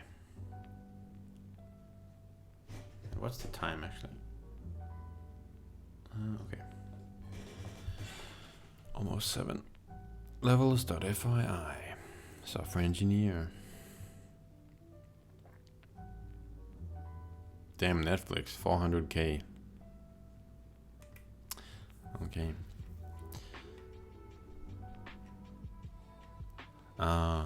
The L's. L3, L4, L5, L6, L7, L8, L9, L10. This is at Google. What about Amazon? Okay, they have different levels. Apple. Maybe I should see if I can get my company included here. Then there's like one level.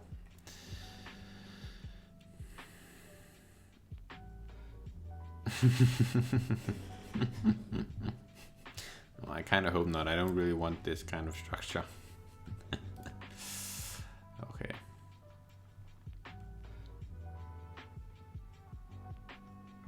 Technical fellow, Google fellow, distinguished engineer. What do we have at Apple? Engineering fellow.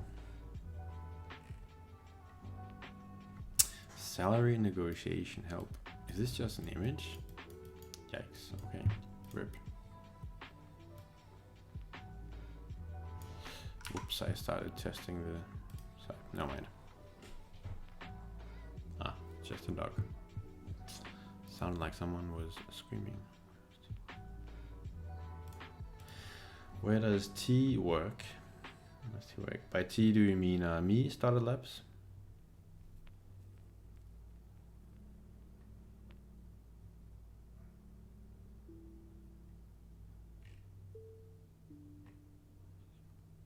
Yeah, you. No, that's fine. I guess that's interesting. T. That's cool. You can call me T. I mean, that makes sense. That is what the channel is called, right? So, I'm starting my own company. I'm working on getting my own company up and running. So, and I'm doing a master's in computer science. So that's what I do at the moment.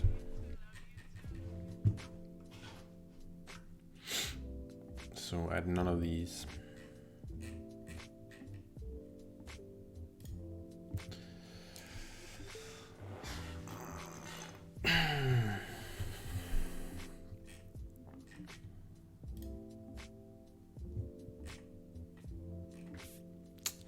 So I think they should be good now.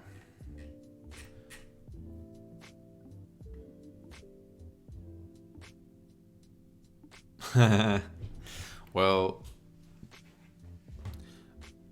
I think I have a lot more experience than most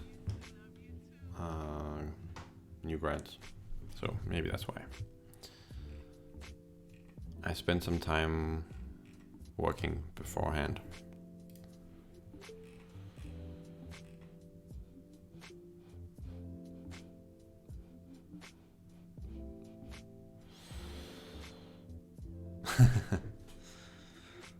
Thanks.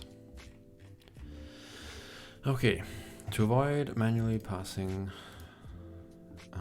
dynamic objects, it really annoys me how the GitHub pull request thing here has just butchered my git commit formatting. So it looks all horrible now, but okay. Well, it's kind of a bit messy, so let's see. I did like a year at a different company I was trying to start,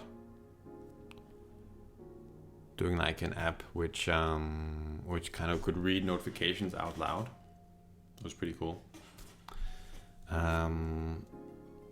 It failed because I did it with a friend of mine who was a partner, who was like the business guy who kind of pulled the whole project in a different direction and kind of killed the whole thing. But the product was pretty cool. And then I started on the bachelor, and then I kind of stopped in the bachelor in computer science halfway, and then worked full-time for like a year. And then I went down to part-time work and finished the bachelor. And then after the bachelor, I left that company and then went to a startup. It's kind of like a CTO role, and did that for almost a year, and then continued. Then went to the master, basically. Then started the master degree in computer science, and started working on my own company. Because I was working so hard at that startup, I was like, if I'm gonna work this hard, I may as well start my own company. So that's the story, and now we're here.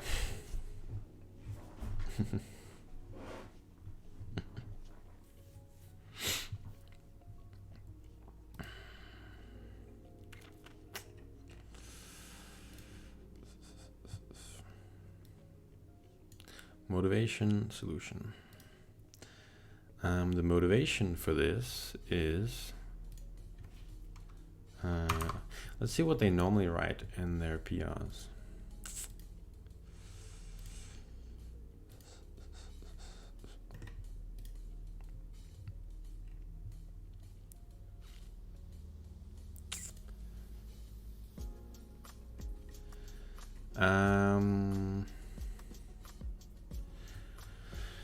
Well, if all goes well, I'll have something running in production at a at a very large company here in Aarhus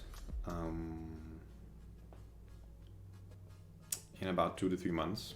So I demoed the MLOps tool to them last Monday, and I kind of knew a guy there from a previous job who now is the architect for their like data architecture.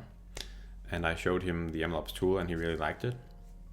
So we're going to do a pilot project where I'll get one of their projects, one of the data science projects, and I'll work with one of the data scientists to like work out what their requirements are.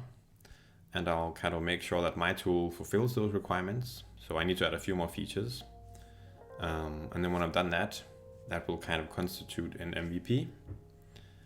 And I'll make sure it's also like production ready while I prepare the MVP.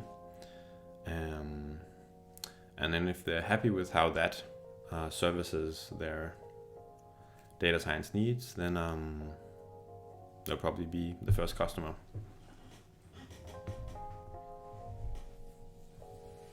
I just remembered now, I'm looking at the chat when I'm talking instead of looking at the camera. So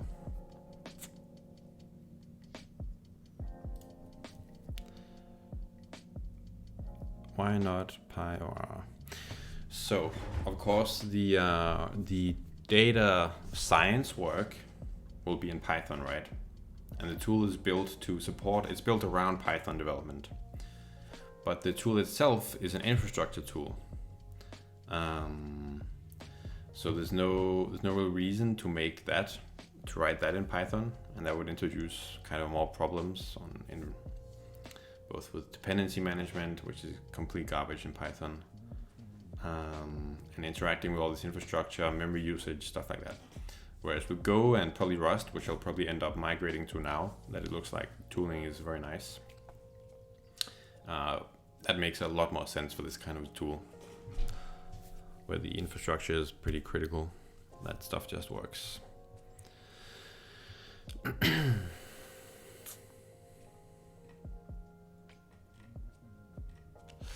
Let's have a look. What does the tool actually do?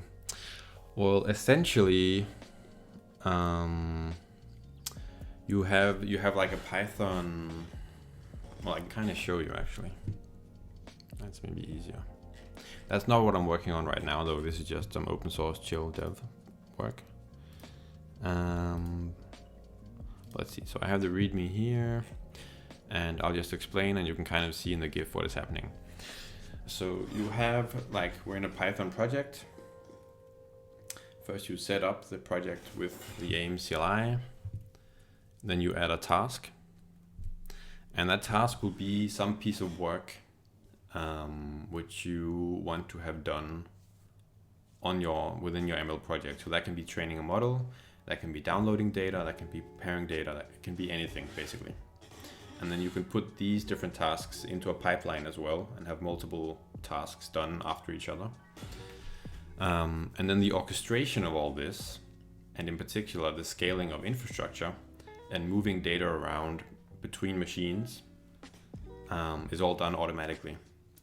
So all of your Python code, which you would run locally, which assumes it's running on a single machine, will now work in like a cloud pipeline, transparently.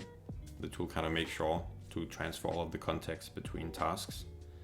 So you don't have to make any changes to your machine learning project. It will just work in this scalable, cost-effective infrastructure. And then you can take the configuration which is generated here. The CLI is generating it, but you can take the config, so the YAML file generated by this, and put it in your Git repository, and then you have like a declarative way of specifying your machine learning pipelines and workflows and retraining, all that stuff, tracked in your Git repository and across like a large organization. That is very valuable, because then you can kind of orchestrate from a central place in the organization how all this should work, and then all your data science teams just gets this configuration, and they can of course adjust it, but then it's all kind of declared in your project template, like you would with Terraform or other tools, GitLab CI, GitHub Actions. So it kind of fits in nicely there for large organizations. And there's more stuff, but that's kind of the gist of it. I hope that kind of makes sense.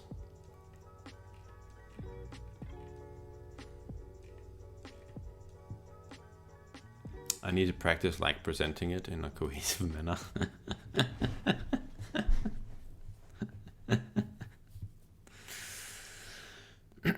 Good, I sure hope so. I hope the customers I'm presenting to will, or potential customers, will feel the same way.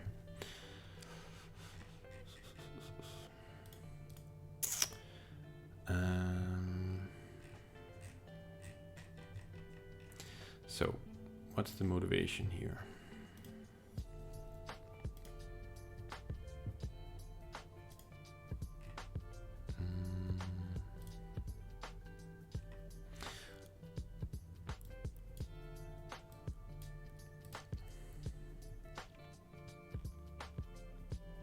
Okay, so very simple, just refer to the issue.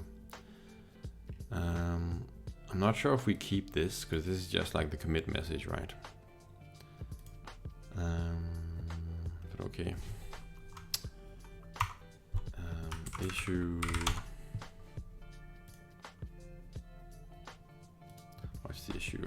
Hashtag 1000 and yes.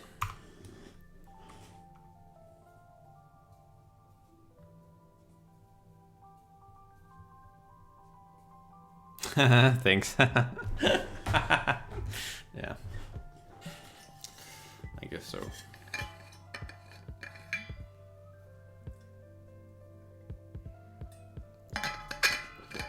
What do you guys work with? If you work or study, I don't know. Where you are at in life.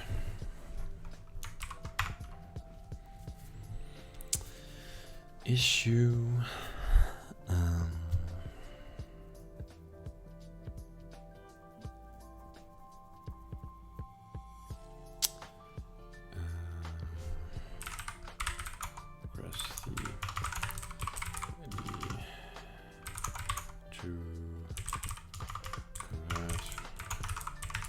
Dynamic objects.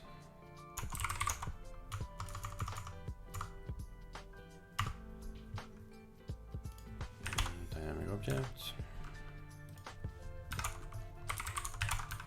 Resource.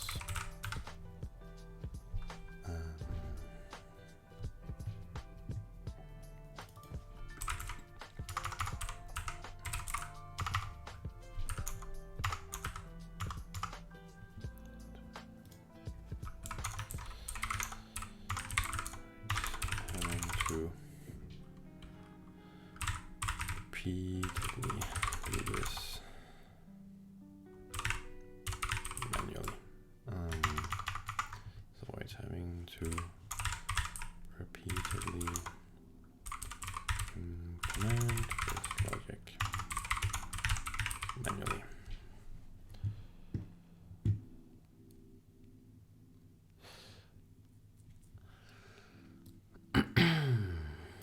Smart coder. I work at a middle level, have some industry experience, preparing for interviews, desperate to move out. I see.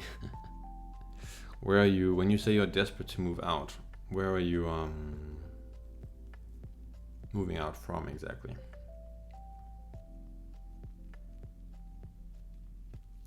Where do you want to move out from? Like, you want to switch jobs, move to work with a different area of software engineering, or startup labs? I'm a web dev, but starting to get into Rust. CLI tools, non-web stuff is more interesting to me right now. Preach. Infrastructure tools like this seem interesting. Cool. Cool stuff. Smart coder, switch jobs, yeah. So what kind of area do you want to switch to? What kind of stuff are you going for, smart coder?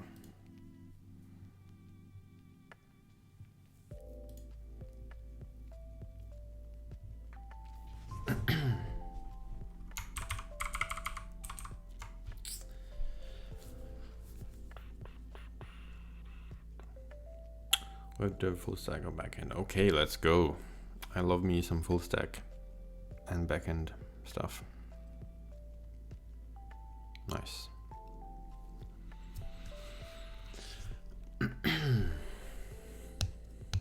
Thank you for sharing.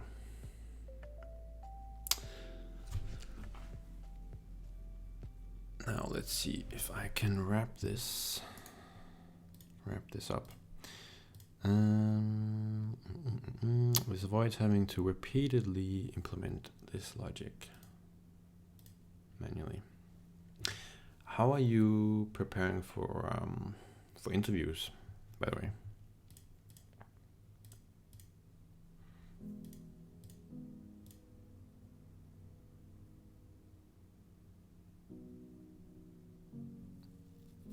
Lead code. Nice.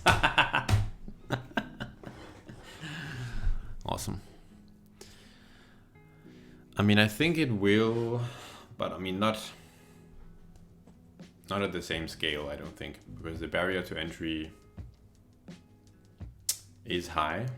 Like, even though I think once you go over that barrier, it's a very, very effective and productive language.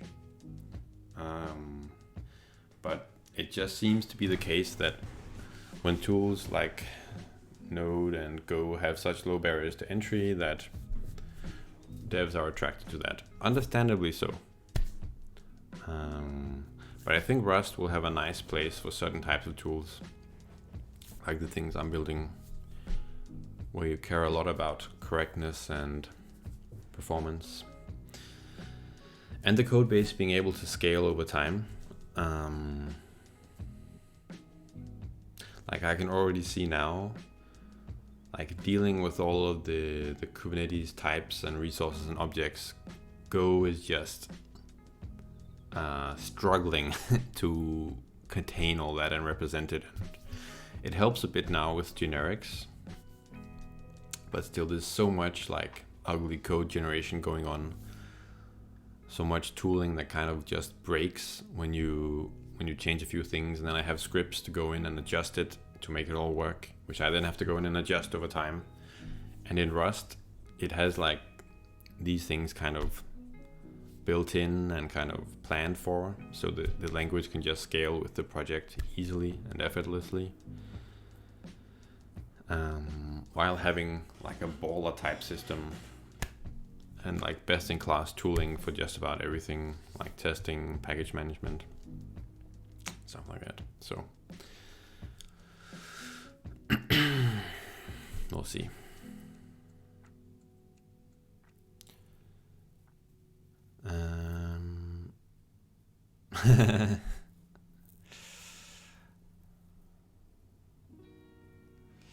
What are you implying, smart coder?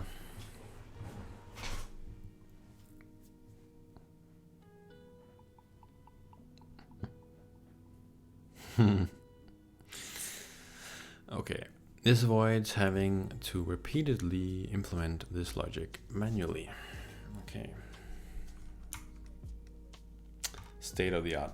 I should put that somewhere. State of the art machine learning operations. State of the art infrastructure scaling.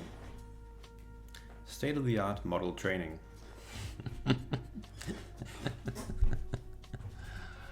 Put that in the README. Blazingly fast, state of the art.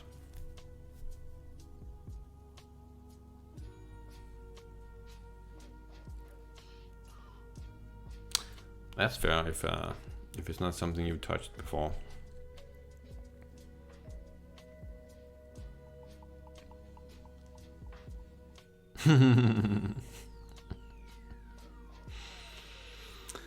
This avoids having to repeatedly implement this logic. The manually is kind of redundant.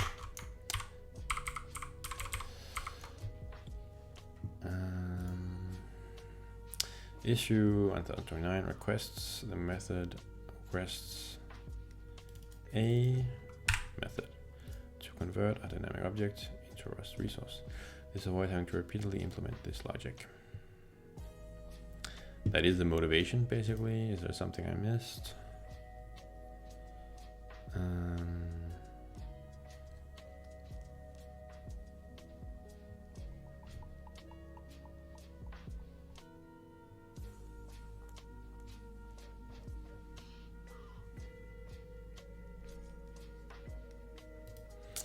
Okay, I think that's good. And I'm curious, do you guys like listen to the stream while you sit and work? Or are you like actually watching, or like, because I know sometimes you're watching because you kind of comment on things that are happening.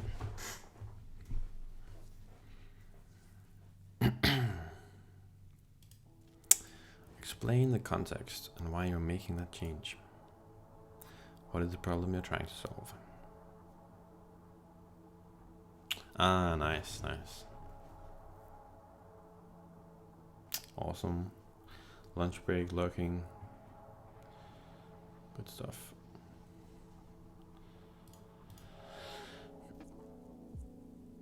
That's awesome. That's awesome.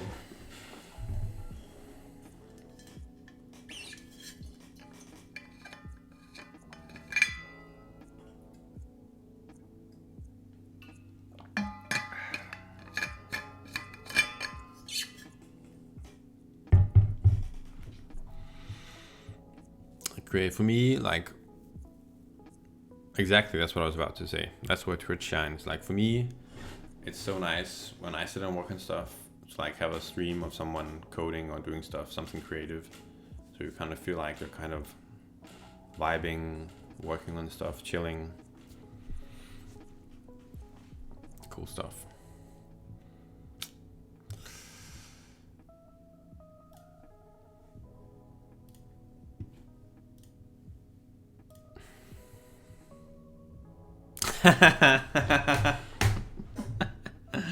Better than a coworker. Yeah, exactly. We don't need coworkers.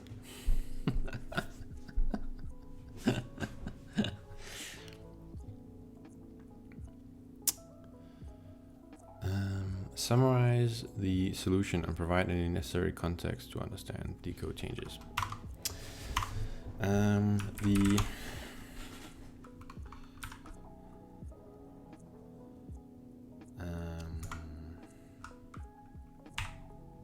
Let's see, dynamic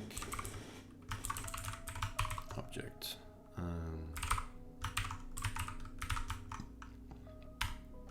Method.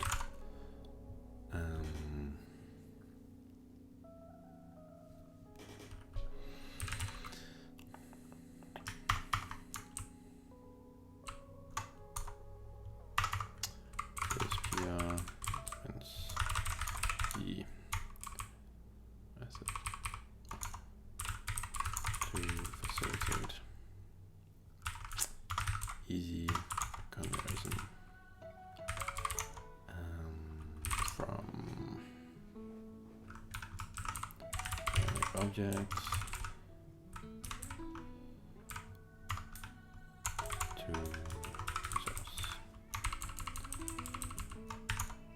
from a dynamic to a resource. Visualize the method uses Survey JSON to serialize the dynamic object and then deserialize the JSON to resource.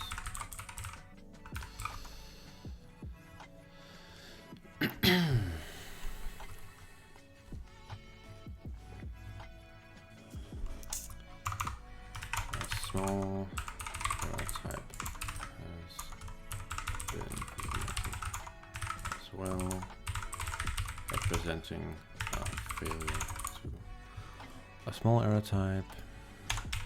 What did we call the error?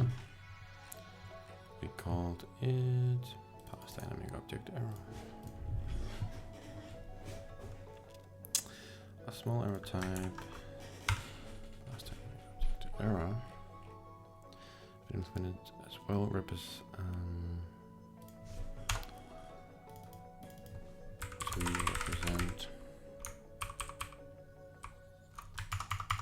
passing failure. If perhaps the original survey JSON error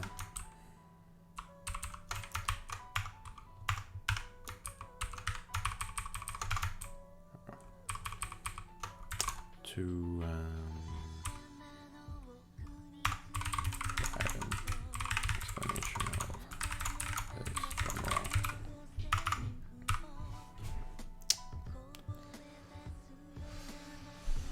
Okay, let's see, how does this look? Motivation. Issue 1029 requests a method to convert a dynamic object into a resource. This avoids having to repeatedly implement this logic. Solution. This PR implements the dynamic object try pass method to facilitate easy conversion from a dynamic object to a resource. The method uses JSON to first serialize the dynamic object.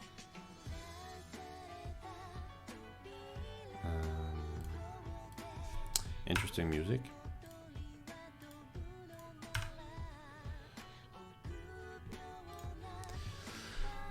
Where was I? Yeah, to first serialize the dynamic object and then deserialize the JSON to the resource.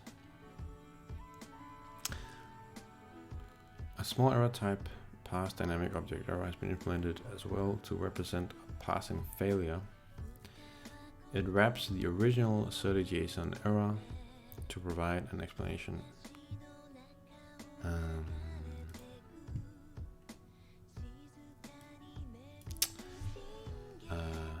So the original information is preserved. That sounds reasonable for a small PR, not too bad. I'm a bit unsure if I should keep the commit message here, because it's kind of just duplicating what I'm explaining for the PR. Again, let's see what they have done, usually.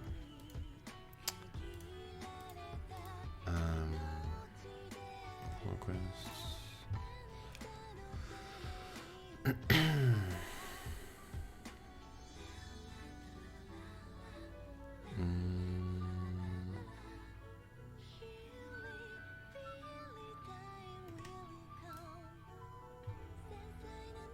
Okay, that's not a normal PR. Motivation, solution. Interesting, okay.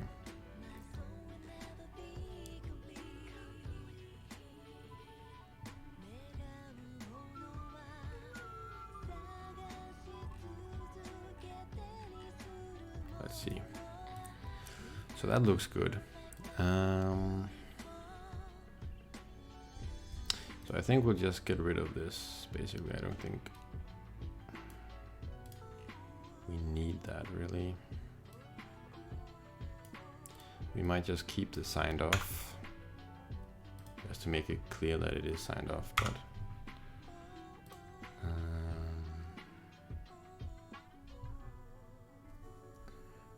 so we're turning to this.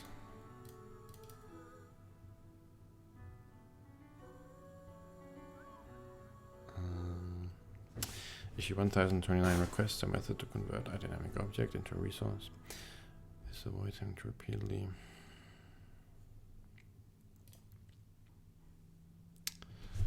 this method, such a method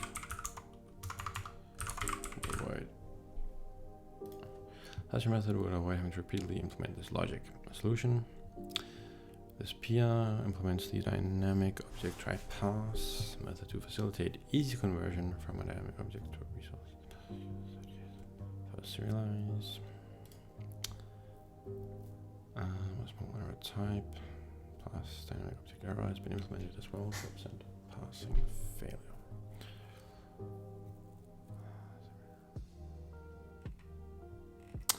All right.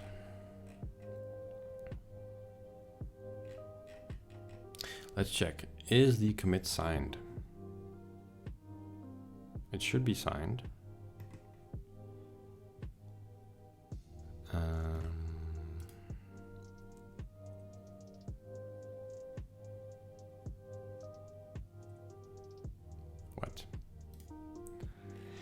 What?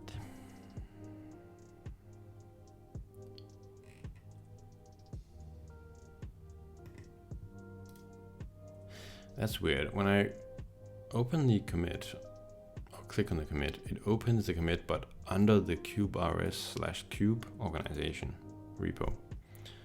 And then it complains that it's not a part of that, which of course it is not. It's a part of my fork. Right now I haven't merged it yet, so that's a bit peculiar. Why that is the case.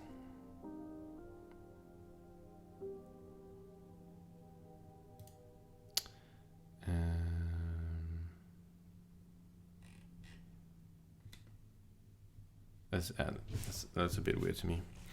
Anyway, I want to see if the commit is verified, and it is not verified. Okay, I see. It's not verified.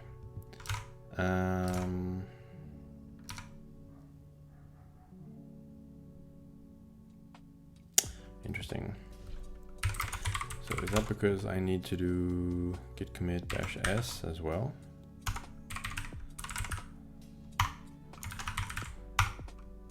So we sign it.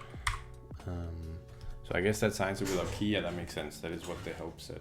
And the sign off just adds the sign off line, hopefully. So we'll update the branch again. Now it's verified. Thank you. Thank you, Git. Thank you, Linus Torvalds. All right, so it's signed off and it's signed. Nice.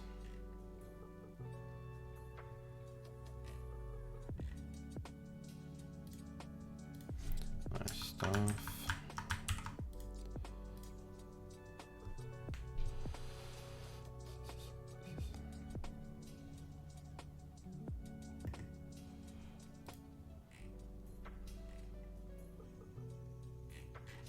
Okay, so I guess now we just create the pull request and see what we missed. Let's go.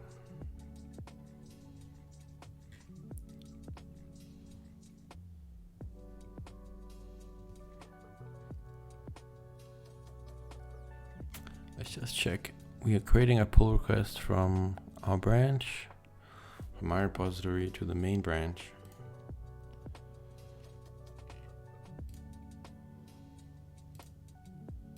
Let's just check that that is actually correct. Creating pull requests.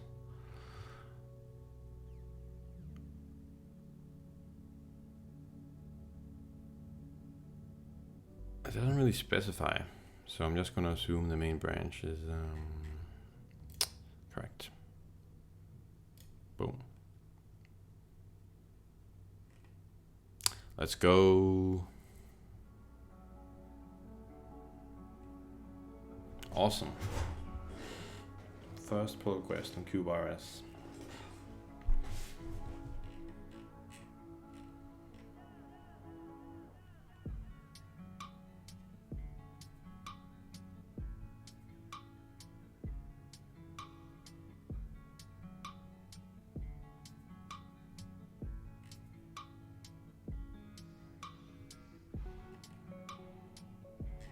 Let's see, can we watch the actions?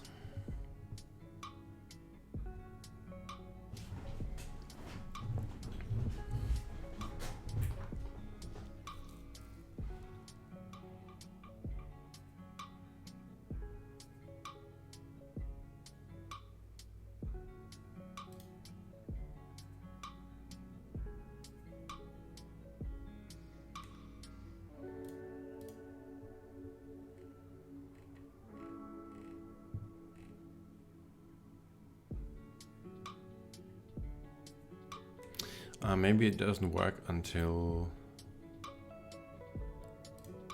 a maintainer approves. This workflow is awaiting approval from maintainer. Interesting. Cool, cool stuff. That's going to be absolutely awesome. And I found more things to work on this repo when we were going through the documentation yesterday. So that's going to be cool. Okay, now that that is done,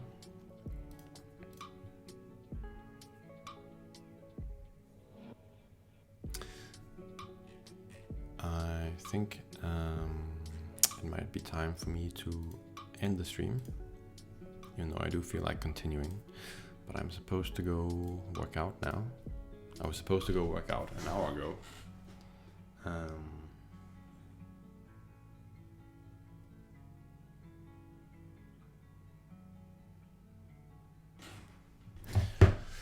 But now we're here. Anyways, it was a lot of fun chatting, chilling, co-working. And I'll see you again next time, hopefully. I like the, I don't know what to call it exactly, because it's not an emoji, but like the, whatever. I don't know what to call it, but I like it. Smart coder. Okay. See you guys next time. Bye.